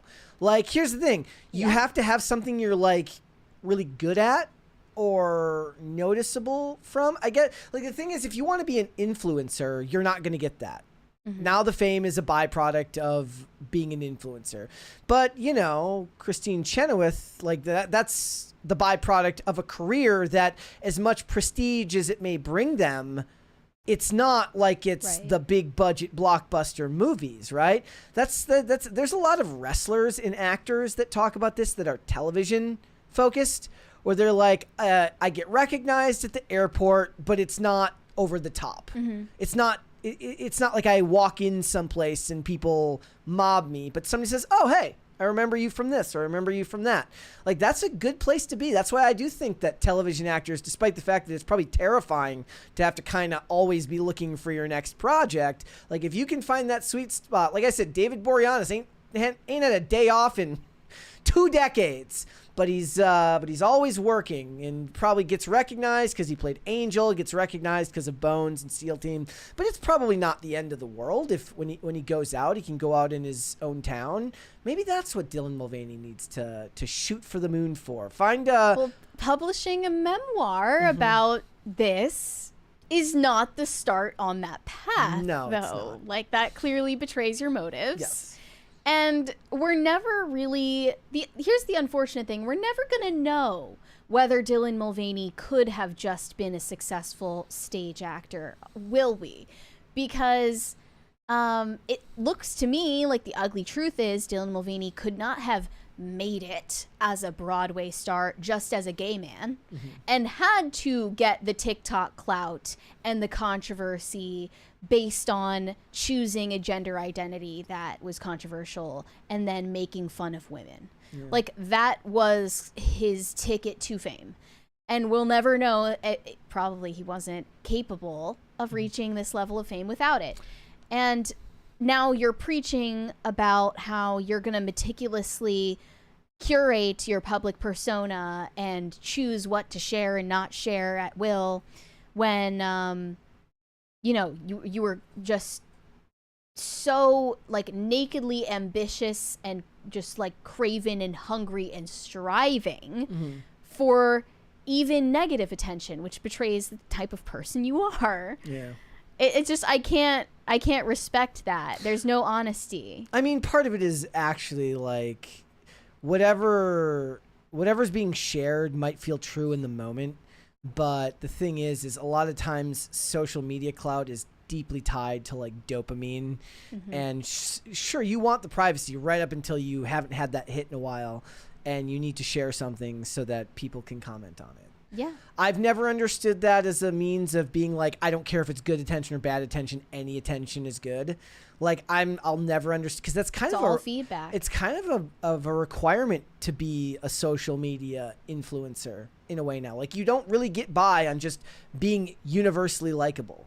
Like Please if you like me. if you care about how you're perceived, it's almost impossible. Yeah. To do that. So you have to fashion I could never do some way not to care. I And that's couldn't do it. almost impossible for any human being on the planet. Like when I feel like people misunderstand something I say, I'm annoyed. It bothers you, and it should bother you. That's a normal reaction, but then I see the people who it doesn't, they don't care, and I'm like, look, respect, you got the ability to not care about this shit. Like I don't, and the thing is also is like I'm looking at it from the perspective of somebody who understands the game and sees how the game must be played, even if I'm not willing to play it. So I get it. I couldn't do it myself, but respect for the people that do. Like I couldn't do it. Yeah, I'm glad you pointed that out, because Dylan Mulvaney is clearly someone who doesn't let on that he knows exactly how to play that game and manipulate and then put on a front like it's all completely innocent and organic. He also responded to people like me, the far-right extremists, in this interview with Rolling Stone, saying, trans joy is another top priority for 2025, as it's necessary to combat the negative. Dylan Mulvaney hopes to keep those triumphs front and center. If I'm living my life and I'm successful and I'm happy and I'm thriving and feeling euphoric, that's not a normal thing to feel. That means that whatever is being pushed by the far right or extremists isn't true. I'm living proof that it's not true. Contrary to past social media habits, though, not everything is destined for public consumption these days. Quote, I post a lot less, recalling sage advice from Laverne Cox back in her first year of transition to keep things to herself. It's actually an empowering thing to just keep it to yourself. Like, it's an empowering thing to be like, putting this out there isn't always the best course of action. It's not good for your career if you're doing what you're doing for a living. Yeah, well, that's how you know someone is going to be a flash in the pan. And Dylan Mulvaney, being a textbook narcissist, needs the feedback anyway. Yeah. So whatever cheap dopamine is out there on offer, Dylan Mulvaney is just like, give it to me now. Like, I don't care what it is. Just tell me what you think of me. So I don't believe any of this. Like, I don't take anything that he says at face value. Neither should you. I'm sure you weren't anyway. I mean, you shouldn't do that for any celebrity. Or any theater kid, especially. I don't trust musical theater people. They're all wearing a disguise. They should all just stay sequestered off into their own little insular culture. So you're telling me... And I still think that theater kids should be the first people that Elon blasts off to Mars so they can start the colony over there and we can live without them on our planet. So you're telling me that when Rachel Zegler says that we just have a difference of opinion on Snow White, she doesn't actually mean it. It was actually just a PR stunt to try and get people to go to the movie? Shocking, I know. That's crazy. My earth is shattered. Gosh, I don't know what to do with myself. Let's read the rest of these. Super chats. Crafty Raccoon said that movie is predictive programming. They're using a movie about PR to soften the blow for the real life PR. I mean, that doesn't make any sense because the movie had to be made before all of this launched. Yeah, well, it was a fitting role for Blake Lively nonetheless. Yes. Guys, we're like almost halfway to a second Crisis Party. We should get there. Pretty close. They said I don't look excited today. I'd be excited if we got a Crisis Party. Yeah, guys. Help Brett. Get excited. He needs some help. Yes. Skateman 2010 said, hi, Mary and Brett. My company will be working on the border wall very soon. I'll be taking you guys with me. Haha. Okay. So they're going to make the border wall, like, for real, for real? So they're going to finish the border wall. Did they say that? Does that mean that or is it a fence? I mean, it's not. Now we're getting hung up on semantics here. Like, look, it needs to be concrete. Concrete wall through the entire border. I don't want just a section. No tunnels. I mean, I say Turrets. we like what Barbed if we, wire. What if we did this thing? Flamethrowers. What if we put like invisible fencing around the entirety of the United States and had Mossad make like a phone app that turn? You know how they have like dogs collars to keep them, and we give every other country like a virus that they just get shocked if they try to cross the border. You know, because remember Mossad was doing the phone bombs. Yeah. Telling me they can't do phone viruses that somehow program them to not come into the country. You're thinking big. Yeah, get the AI bots on it. You know, like it. Let's make it happen. Think outside the box. Pop Culture Junkie said, Brett, disagree with you on Zasla. Wait, why did you spell it like that? It's Zaslav? Zaslav. Zaslav, Looks like I Xanax. guess. His turning Coyote versus Acme into a tax write-off was a crime. I heard test screenings were good. Well, I've heard that test screenings were good for other movies too. I have no idea. I guess What did you make of that? I remember that we almost covered it, but I don't think we ended up talking about it. Okay, so everybody was so upset with David Zaslav about it that it just made me like it even more because their reaction was so absurd. That, like, I was surprised. They were acting like it was the end of the fucking world. Are there people who are like that emotionally invested in Coyote versus Acme? It's like, I say just release it. Just release that and release Batgirl now. Just do it. Yeah. We have another 20 from Weary Traveler. Brett rattling his cup while Mary provides common sense solutions to the border. Love that dynamic for us. What was the next one? Weary Traveler, I'm still waiting on Brett and Mary's Nothing Ever Happens cast brew. Would that be the name of ours? It'd have to be like decaf because it doesn't get nothing happens. You don't get. Yeah, but I would be anti-decaf. Yeah. I'm like philosophically against decaf. That would have to be like me. It'd have to be like a prank, right? Like me having decaf would be like me getting an energy drink with no energy in it. You need to become a coffee guy, I'm telling you. It'll change your life. Someday, maybe. Maybe once you're a dad and it feels more fitting. That makes more sense, right? Like with newspaper. I'm already working on the dad jokes. Like when we go out to eat, when we get up, when the waitress comes to bring me the bill, I say, "What's the damage?" And when we stand up, I say, "Let's rock and roll." No, that's when you leave the bathroom and you're like all doing right, this with your hands, shaking the water off of your hands because they ran out of paper towels. You're like, all right, let's rock and roll. You clap. You do one clap. Let's rock and roll. Yep. What's the damage? It's a work in progress. Yep. Dingus Khan said, I'm okay with Hollywood slop remakes as long as the movie was from 25 plus years ago. I feel like that makes it even worse. Because that means it's more likely to actually be a good movie that they're ruining. I mean, the logic of it though is that no young person who is the demographic that they're trying to go for has seen it yet. So basically, anything from the 20th century is fair game. I mean, everything. They're not waiting that long. Everything is fair. I was like, for instance, I said they're remaking A Walk to Remember. I'm like, I'm surprised they didn't remake The Notebook first, given the cultural relevance of The Notebook. They will. Yeah. I don't even like The Notebook. I actually hate The Notebook, and I don't understand why it's so loved. I've never seen it. Like, I don't have anything against chick flicks, and The Notebook is obviously one of the biggest ones, but I hate it. I always have. Yeah. Like I said, I loved A Walk to Remember. No shame. Loved that movie, but never saw A Walk to Remember, but never saw The Notebook. That's that trend. We listen and we don't judge. Yep. Nicholas Sparks edition. Hey, both of those. So, I mean, I don't know what Mandy Moore is doing. Or she did This Is Us, which was very successful. Yeah. And Shane West was very successful. Again, in fact, they might actually be great examples of like the sweet spot. Mm-hmm. Shane West and Mandy Moore. Like, plenty of people would recognize Mandy Moore, but it's been a couple of decades since she was a pop icon or a pop star, I guess maybe not an icon. And she did a lot of acting and otherwise. Damn, she doesn't get icon status. We were watching I was watching this show called Scorpion, which I loved. It's like Leverage with scientists. It's so absurd. It's not even funny. And Catherine McPhee is in it. And I had to explain to Olivia, I was like, Catherine McPhee had like one big pop song in like 2009. I don't Really? know when she started. Yeah, it was called Over It. And I was like, I don't know when she. Wait, I remember that one. And That is a bop, and I don't mean it in the negative No, way. it's a legit pop bop. And Yeah. I don't know how she parlayed that into acting. So good. But she I'm did. gonna listen to that on the way home. There you go.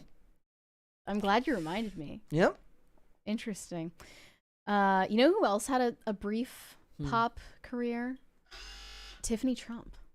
Did she? She made pop music. Did she? Look it up. She is- has this song called "Like a Bird," and it's actually good. Wait, is it Nelly? my Is it opinion. like a Nelly Furtado cover?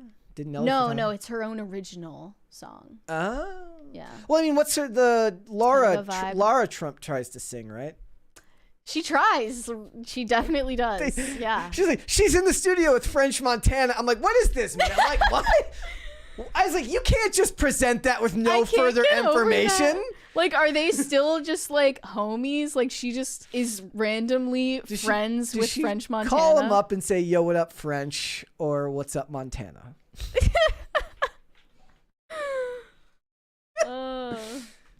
What was his big song? Oh, I don't even know. I remember like a YouTube short. No, I'm sorry. I remember an Instagram reel where somebody who does the reaction videos, like Alfredo, where somebody says, like, my favorite rapper is French Montana. And then he's just like, stops. Like, Like, really? really? I don't think French Montana is anyone's favorite rapper. No. Cleggy said, new from Cast Brew, Ghost Empress's Blessed Grounds. Would that be acceptable? Is it sacrilegious? I was don't know. like, I don't know the rules, so I was I gonna err ask. on the side of yes, Yeah. but I don't know. I just like the idea of a ghost brew. Oh my gosh, it's like could do something if it with was that. called On Holy Grounds. Yeah, that would be a little bit of a scandal. But we'll workshop it. Keep workshopping it. We'll figure it out. Shane H. Wilder said openly Christian. Oh, so just a normal Christian. Yeah, it's weird. Like, think about what that means. Would there be a Disney character who's like not openly Christian? Like, you're either Christian in the movie or you're not, Christo Curious. right? Like, it's just weird. Toe Phone Man said the bridge of Terabithia traumatized me as a kid. I never saw it. I never saw the Wait. bridge to Terabithia. I was just saying this off air the other day, but All Dogs Go to Heaven Traumatized you? traumatized me because they're just showing all these dogs like dying violently, or at least they're implying that they're dying violently. And it's I don't like thinking about dogs dying. Most people don't. That's why they don't. And it was like that's why sad. That's why John Wick exists. Yeah, that and what was that one about the toaster? This wasn't Disney. It's like something the Mighty Toaster. I don't know what you're talking about. Someone in the chat is gonna know. The bridge to Terabithia refers to bridge in the story of Jesse Aarons and Leslie Burke in the imaginary kingdom of Terabithia. It's okay. Jesse builds the bridge across a river to welcome a new ruler to the kingdom after Leslie's tragic death, symbolizing his growth and resilience. Never saw it. It's more an analysis than I would ever give a movie. Brian Bledsoe said, please like me should be Mary's ex bio. I'm never going to change my bio until I do, but please like me would be a runner-up. That's a good one. I still like fashion and death, though. I'm going to keep it that way. Pete Donovan said, please like me is the new please clap. We should get. I'm happy We with should that. get Please Like Me merch. Yeah.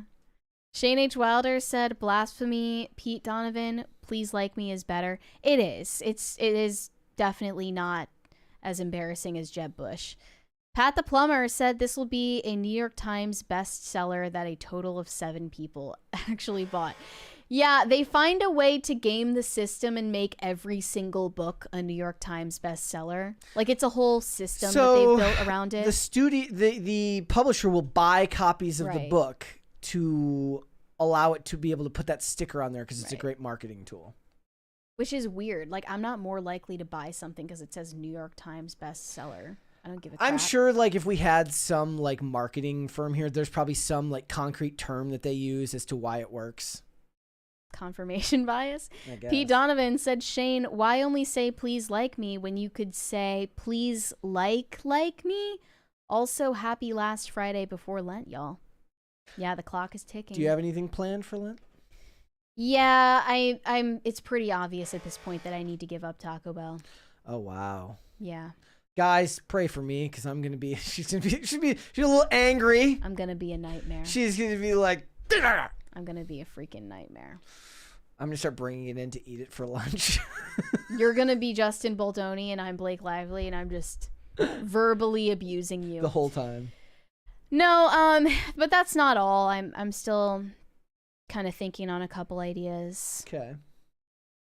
What about you? I mean, I don't partake. I don't. I did have an idea for you though. What was it? That you wouldn't skip around and you would finish whatever you turn on the TV.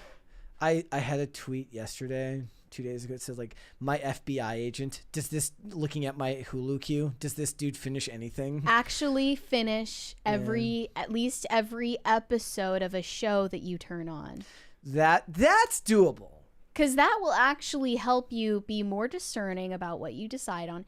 And you'll probably spend less time watching TV after all. That is well, I mean, I try to make it a thing where it's like I don't like to turn on my TV until I've gotten everything I need to do for the day done. Like there will be times like on a Saturday where I get done skating and I come home and I turn on the TV and I immediately like go and do something else just because I'm like, it's too early. Yeah. Like I look outside, I'm like, it's too early to give up. It's too early to give up on the day today. I got stuff that I can go do. But yeah, I mean, even just going out like now, like going out and taking a walk or trying to get some exercise. I've been trying to do incline walking. Like we have some fairly steep hills around here and it's probably not the best for my knee, but it's good for building up resistance and getting my legs back in shape after not skating for over a month because of my shoulder. So trying to at least be a little bit more active when I get home from work. Plus it's staying light out later. I mean, it's dark by the time I get home, but still it's better than it was a month ago. Dylan Diskner, sorry if I said that wrong. Less than 0.1% likes compared to viewers. Pump those numbers up, people. Hashtag please like. Hit the like button, would ya? Where are we at? I can look. Let me check. We have 380 likes and there's still 900 people watching the show. Come on. There is no excuse for You're this. telling me that we haven't pandered enough and said enough stuff you agree with? Come on, guys. Please like me. Please like us. The video is like begging you. Please like me. Not that Jon Stewart said, Brett, gas stations and grocery stores near me all have all dressed flavored Lay's chips. Yeah, unfortunately, my friend, that the problem is there is a form of inherent bias that comes from whichever brand you try first. And the first all dressed chips that I tried were the Ruffles all dressed chips, which are the far superior version of that flavor. There's even Pringles. Like Pringles is out of pocket with the amount of flavors they have now. Like back in the day, you had your barbecue, you had your original, you had your salt and vinegar, and your cheddar cheese. Okay, now there's like 2 walls at Walmart dedicated just to flavors. They could build a wall to keep the people of Mexico out with just new flavors of Pringles. And one of them is all dressed, and it's not as good as the Ruffles one, and neither is the Lay's ones. You got to get the Ruffles one. Unfortunately, Trump pissed off Canada, and if we have to assert our military and economic might over them by not getting Lay's or not getting Ruffles all dressed chips, then I guess that's my cross to bear. You mentioned salt and vinegar, and I really want salt and vinegar fries right now. Like some nice fish and chips. That good. Could really go hard right now. I think I'm just hungry. Yurishima Otaru said, send theater kids to Mars as what? Fertilizer? I'm not promoting any type of violence. I just think they should be free to create the type of society they want to live in on a different planet so that we don't have to suffer them anymore. Build your theaters on Mars. Shane H. Wilder said musical theater kids are worse than carny folk. Yeah, but I'm not familiar with the carnies, actually. I haven't known any personally. But or do those even exist anymore? Hiroshima Well, Carnival Otaru? still exists, so yes. That they have traveling carnies? Carnival still exists. That's crazy. Hiroshima Otaru said they should remake bad movies, but fix them. Well, I feel like if it was bad in the first place, it just wasn't a good idea. That was a no. Look, lots of things can go wrong in the filmmaking process. Great books can be ruined in the translation process. No, that's kind of a meme. It says like we should stop remaking movies that were great. We should start remaking movies that were bad and so try to get them right. what would you choose to remake in that case? I love bad movies though, so I don't know. Something that's actually bad. And not in a so bad it's good way. Okay, think about that. We have a 20. Well, they're trying to do that right now with the Fantastic Four, but I didn't hate those movies. From Jose Quintana. Where is it? Happy Friday, Brett and Mary. I agree with the Ghost Empress having a special coffee that defines her royalty and supremacy. Get Tim Pool to start making some investment into this. I support the beans of the Empress. I mean, we can go with Ghost Brew. Ghost Brew is a good, solid name. It's like what you drink when you ghost someone, which I endorse, by the way. Shane H. Wilder said, decaf coffee is just dirty water. Yeah, what's the point? Who would actually want that? I was at a coffee shop actually somewhat recently. This guy comes up to me. He's like, do you want this? Like, they gave me the wrong coffee. I ordered decaf and now it's just here. And I was like, yeah, you're saying this one isn't the decaf one, right? Like, yeah. Give it I'll to take me it. now. Give it to me now. Shane H. Wilder, Social Apostate said, Brett, give me your thoughts on the Green Lantern announcement from Max and DC. I saw the image, the picture with Brian Chandler. Look, I was never a huge Green Lantern person, so, I mean, I guess I'll watch the series, except for I don't have HBO Max. It'll have to be one of those things where I'll have to cancel one of my other subscriptions so that I can have Max while watching it. Like, I wanted to watch Pitt, which I got great reviews. People were talking about how great Pitt was. Yeah. I'm not a Green Lantern guy. Like, I know a lot of people are, but it was just Cosmic Marvel, Cosmic DC were never my thing. Greg Duvier said, the Brave Little Toaster. Shane H. Wilder also said, Brave Little Toaster. Thank you for reminding me. Joe T in the chat with the absolute no. What? Remake The Rocketeer. Don't touch The Rocketeer. The Rocketeer is amazing. Leave The Rocketeer alone. The Rocketeer didn't do anything to you. The Rocketeer did nothing but good things for you. Leave it alone. DCNC said, coffee, do you take nut milk in your hot bean water? I think oat milk lattes are a crime against humanity and they need to be stopped.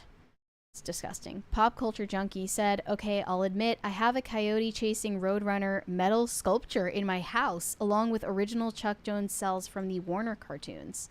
Okay, so you clearly feel very strongly about this. And a lot of people, I was wrong. And a lot of people felt like that the show should have happened. But again, like I said, this was a movie, right? This would be going into theaters, like, not even a streaming movie, for theaters. But all of this was going on at the same time as the Batgirl drama, and all I could think about was just like, tough luck. Yeah. Like, shit gets canceled all the time. Natural selection. That's what happens. And hey, like if that means Zaslav fails, but do I believe personally that Batgirl and Acme, like in Coyote and what was it, Acme versus Coyote, or Coyote versus Roadrunner? It was Acme, Coyote versus Roadrunner. Do I believe that Coyote versus Roadrunner and Batgirl were gonna save Warner Brothers? No, I do not. No. I mean, maybe you could say the idea that creating, like, maybe if Coyote vs. Roadrunner had hit really well, it could have ushered in a new era of bringing back that style of entertainment. Thank you. But remember when they tried to remake Space Jam? Why would you do that? I like my suitcase. Weary Traveler said Mary would giving up coffee or Taco Bell be harder? Giving up coffee, definitely. Yeah, because coffee for me is like every morning, so. Taco Bell's not every day. I could, do the more difficult thing and give up coffee, but I simply wouldn't have the will to live anymore. So Have you seen those posts No. where it's like somebody's like, I gave up sugar for a month. I'm here to report to you that it was awful and it did nothing good for me. And I hate whoever told me that it was going to help. go off. Yeah. I'm sick of the health nut stuff I'm seeing on my timeline. Skateman 2010. We specialize in concrete structures, so yes to being concrete, or could be only the foundations. Well, that's promising. Let us know the updates on the wall. I mean, when are we just going to actually put some type of force field around America? Like, aren't Elon's trying How to are we figure not that at the out. force field stage yet? I'm sure SpaceX is trying. Like, you're telling me something. in 1996 the aliens can have like a force field protecting them from American fighter pilots in Independence Day, but I can't have a force field around America? It's messed up. Not that Jon Stewart said that's fair. The Ruffles ones are better. Yes, they absolutely are. It's all about texture. Greg Duvier said this was Pete Donovan. Brett, don't you mean gently tap? Yeah, normally I tell you to gently tap the like button, but apparently people are taking my quiet request as some form of not in order. It's in order. Hit the like button. Greg Duvier said just for that you get a downvote. Yeah. You win some, you lose some. Whatever. We still want you to like us. Wodenshot said, we'll like the stream. Please stop yelling. Please, Brett. No. I guess they're scared of you. Sorry, Wodenshot. Red Snow said, likes will be withheld until we praise Space King. Well, now we have. So yes. Now you have to like the video. Tacti Plati said, Star Trek ain't yo thing either, Brett. And it never will be. And it never will be. I did see somebody mention how good Paradise is. Again, I'm like 2 episodes in, and it's just at the pace of a paraplegic trying to get across a room. Paraplegic snail. It's so slow in the first 2 episodes. Supposedly it picks up after episode 6. I'm like, bro, that's like 6 hours away. I can't. Sterling K. Brown is great, but it is slow. Also, I think that the lady who plays the tech, the lady in charge should have been played by Téa Leoni. Greg Duvier agreed with you. Rocketeer was fantastic. Don't you dare touch it. Yep, leave it alone. Don't speak it into existence. Not that Jon Stewart said force fields are better, but energy inefficient. So Well, I mean, we're working towards energy independence here. So, if we are producing our own energy, we should be producing drill our baby own drill. our drill right? baby drill to our force field utopia, where we can just protect it with an invisible wall. Here's something we could do. Just put a bunch of dog houses all over the border and house pit bulls in each one on just a long enough tether that they can defend. Well, I'm told that pit bulls are not inherently dangerous, so. Oh, right. They're very friendly dogs. You know what? We're gonna start the debate on this show again. Now the debate is gonna start in the chat, and all the pitbull people are gonna be fighting with the anti-pitbull people. It's gonna destroy the coherence of our channel. We need completely. Phil. Like, We this need is gonna Phil be a here. Civil war. We need Phil here to have the pitbull debate. The Manic Mustache said, "Bad movie that could be remade and be made well." I mean, I love every movie, so. I don't love every movie. Like, what is a movie? Like, I can't think of any movies that I gave bad. Oh, not The Crow. I can't think of any movies that I've really given super bad reviews to other than The Crow. For sure. That's the only one. And I don't think you can remake What that else? one. I mean, Madam Web, but that's perfect in its own way. Yeah, it was fine. I wouldn't just change how a it thing. was. I wouldn't change it. Shane H. Wilder said, "Have a great weekend. I'll be doing some computer upgrades to better memes. So if you see me cussing online, something went horribly wrong. It happens. Good luck with your tech perils."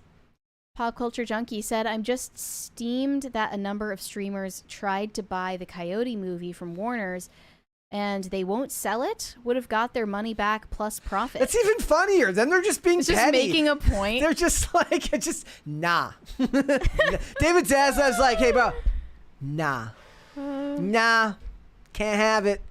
Just to kind of snatch it away. Not only am I not going to put out, I ain't giving it to you either, he says. DCNC said, "Debate pit bulls versus flamethrower turrets." What if we had pit bulls what would be more what if we had effective? What if we had pit bulls armed with flamethrowers that could then On use their heads. Yes, on the top of their heads, and And every they're time- hungry. Yeah.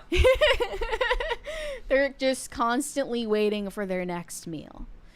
The Evil Time Wizard said, the librarians, the next chapter was delayed indefinitely. My disappointment is immeasurable and my day is ruined. Yeah, I can't say that the librarians, the next chapter, looked all that interesting to me.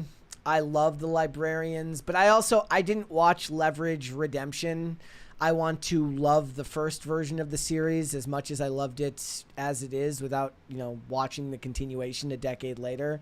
And even then, when we watched it recently, there's some comminess in season. For a show that's all about a bunch of criminals destroying the rich and powerful, it manages to be pretty fun without a whole lot of political messaging. But there is some comminess in season 5 that I never picked up on. I still love it, but season 5 isn't as good as I remember it being. And the first 4 seasons are really its sweet spot. Red Snow said Great Walls of Fire along the borders. I think we need to think bigger than that. Dream bigger. We could have a moat with huge water snakes in it. Yeah. And then a drawbridge. If anyone wants to get through, they have to know the secret passcode, and then they get the drawbridge door. What do they get in Texas? Do they get a text message with it, and then they gotta prove it's them? Right. A CAPTCHA with Face ID. Yeah. I like the idea. So do you guys remember, if you were a wrestling fan, we have a 20 from Isaac Cervantes III real quick. Sabra in Brave New World reminded me of that old lady in She-Devil, that one little small lady. Can't remember her name. Help, Brett. Hi, Mary. It was the worst. I from what everybody's told me, she's apparently a great actress in dramatic roles, but a physical role where she's supposed to be somehow imposing. She doesn't have the she doesn't have the strong silent type vibe because she doesn't have a physically imposing form, and English doesn't seem to be her first language, so her line delivery just doesn't hit the way that it would if you had got an actress who could really, really catch inflection and tone. Mm-hmm. So the whole time I'm watching it, I'm like, this is the least intimidating character I've ever seen. Now, if you had turned her into a mutant Mossad agent, you'd have to explain why a mutant Mossad agent was so close to the president, but we could get into that discussion as well, too. But the point being that at least being a mutant would explain why somebody so small was so feared. Otherwise, it's just a lot of 200-pound stuntmen doing a whole lot of work to make her look good. It was just poor casting. I don't think it was necessarily her fault. It was the fault of the casting director. And to my point before, I think what we should do, so back in the day, The Undertaker would have what were called inferno matches where the ring was surrounded by fire. And every time a body would hit the ground, the flames would shoot up. I like that idea. I love it already. Yep. Sharkbait Fitz said, I love pit bulls so much, but if a person is bit by my dog, it's like a 75%, no, by a dog, it's a 75% chance it was a pit, but it's on the owners at the end of the day. I saw this picture recently of a lady who it's the pit bulls. lost an arm or a leg, and it was the whole thing. It's not the owners. I mean, they should be more responsible, and generally they aren't, but it is really the fact that they are attack dogs that is the problem. High Voltage 75 said, Mary, do you still have the Bad App merch? Somewhere deep in my closet. It's there somewhere. I don't think I've worn it in quite a while, but yeah, it's somewhere. Dr. Larcena said, bad flick could be done well. Starship Troopers. Fun fact, I think they just announced a Starship Trooper remake just recently. That's one that I don't levy in. I've only seen Starship Troopers maybe twice, and I don't wade into the, you can tell someone's media literacy by talking about Starship Troopers. I just want to just go to anyone who says that. I roll my eyes to the nth degree to people who talk about that. It's like Starship Troopers media literacy. I literally get a migraine from rolling my eyes at you. Okay, let me catch up. Pete Donovan said, let's rock and roll will be the Brett Dad meme. Yeah. You're working on it. Well, I mean, I'll be your new routine. I've got some time because I'm not going to be a dad quite yet. Yeah, but, we're making it sound like he already. We're not having kid. we're not having any. We're not making yet. announcements. But I'm here. like, I'm gonna be a husband soon, and there's all sorts of tropes about being a husband too. Yeah. So I can do all that stuff. Seth Essington said, "Have a great weekend, everyone." And to you as well. We are very close to a third crisis party now, so we should just get there. We'll get it. Let's get it. Let's get it. Social What's her name? Apostate said, "Hear me out. Have Michael Bay remake Twilight." You know what? I'm down. Well, let's see it. He made Armageddon, and there's a love story in Armageddon, so. Yeah, okay, so yesterday I had a tweet, and I am so unappreciated in the world. I'll tell you. I slid an alien reference into my tweet. It says it was about the Blue Origin flight with all the women. I said, in space, no one can hear you scream about taking the garbage out. And it was a covert reference to the movie Alien, which is in space, nobody can hear you scream. I am lost on this place. So underappreciated. Shane H. Wilder said Sony announced they're remaking Starship Troopers. Yep, see? And Red Snow said, "You mean sharks with freaking laser beams in the moat?" Well, now you're turning into like boomer meme territory. I'm thinking pit bulls with flamethrowers on their heads. I mean, yeah, because they could be. Oh, you know what? Here, we will make it. So there'll be the robot pit bulls with flamethrowers made by Tesla. Perfect. Because Elon has the flamethrowers. Yeah. He would love it that already. Some random guy said, "Been straight up simping for Mary this week. Haha. Sorry, Brett. You fly too. Keep up the anti-woke because we all over it." Well, I mean, we make more fun of anti-woke people than woke people at this point. We kind of do. That's our bag now. We're just being contrarian. We're just here to annoy everybody and not grow because you don't like hit a specific audience. I missed this 20 from Carnell. "If we don't get a Ghost Brew blend, I'll take the next best idea, which would be a Timcast coffee pot with Mary's face on it. So every time you make a fresh cup of Joe, we can all say that infamous Eminem lyric." Awfully hot. Perfect. Coffee pot. That's an awfully hot coffee pot. Can I pour it on Donald Trump? Probably not. Probably not. Pop Culture Junkie said, "Want to start a bar fight among film critics after a couple of drinks? Bring up Starship Troopers." Actually, you know what? I thought of a movie because I watched it recently, and Ultraviolet with Mila Jovovich and Nick Chinland, which I had a lot of fun with, but you couldn't call it a good movie by any stretch of the imagination, but I did enjoy it. And if you remade Ultraviolet with like actually well done CGI, it might be a lot of fun. Tammy Lee said, "Emote of lava. Bam. Happy Friday." You got it. You're on to something with that. I like emote of lava.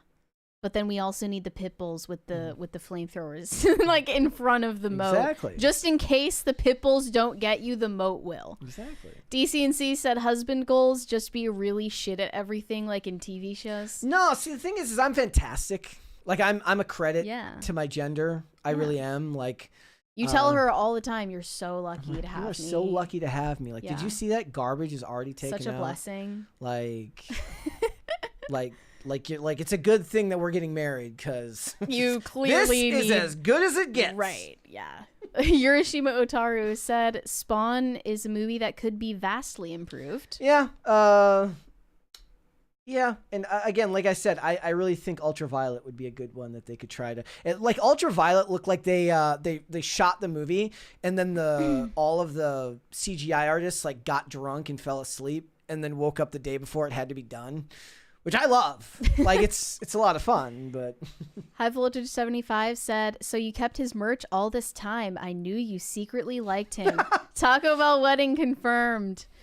Yeah, this is not how I wanted to announce my wedding, but the truth has finally come out. Look, that's one of the things that we're working on right now is the catering for our wedding, and I at least floated the idea. I'm like, Taco Bell.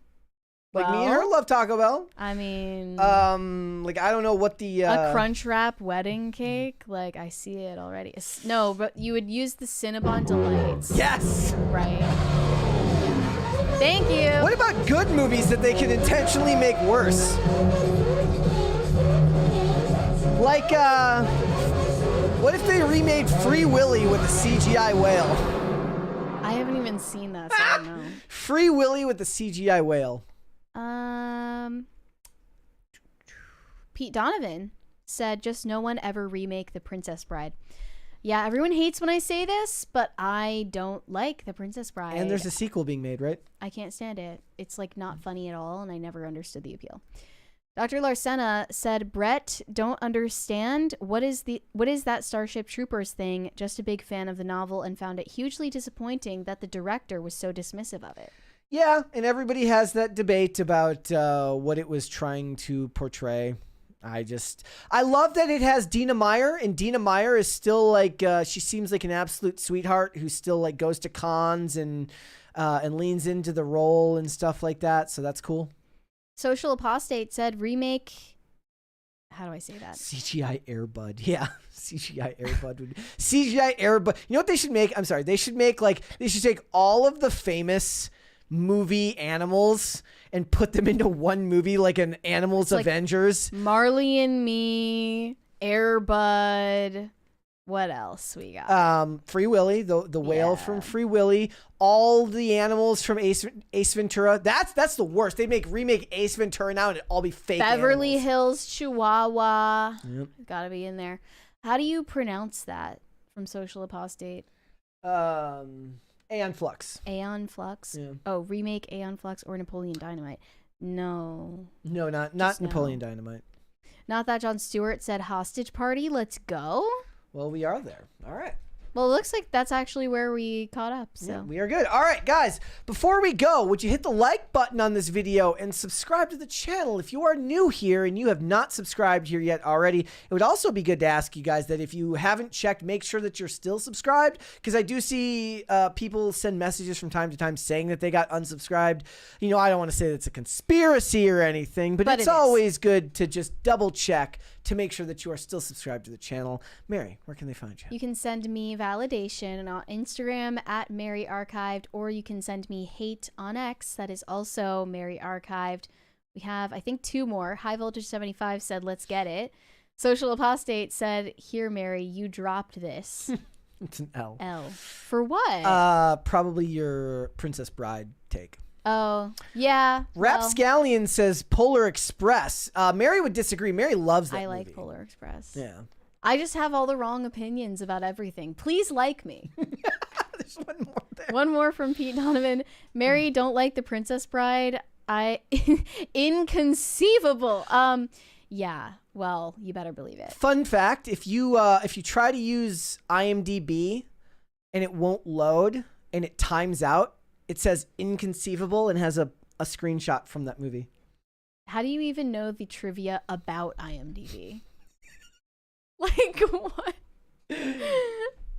Just say, like, you've used it for so many hours of your life at this point that Yep. you know that. Yep, it says inconceivable. Like if you're trying to get it to load something and it won't load. So there is your IMDb trivia about IMDb, not about the movies on IMDb, by somebody who frequents IMDb. If you guys would like to follow me, you can follow me on Instagram and on Twix at Brett Dasovic. If you want to watch the show, we are here 5 days a week, guys, Monday through Friday, 3 p.m. Eastern, which is noon Pacific.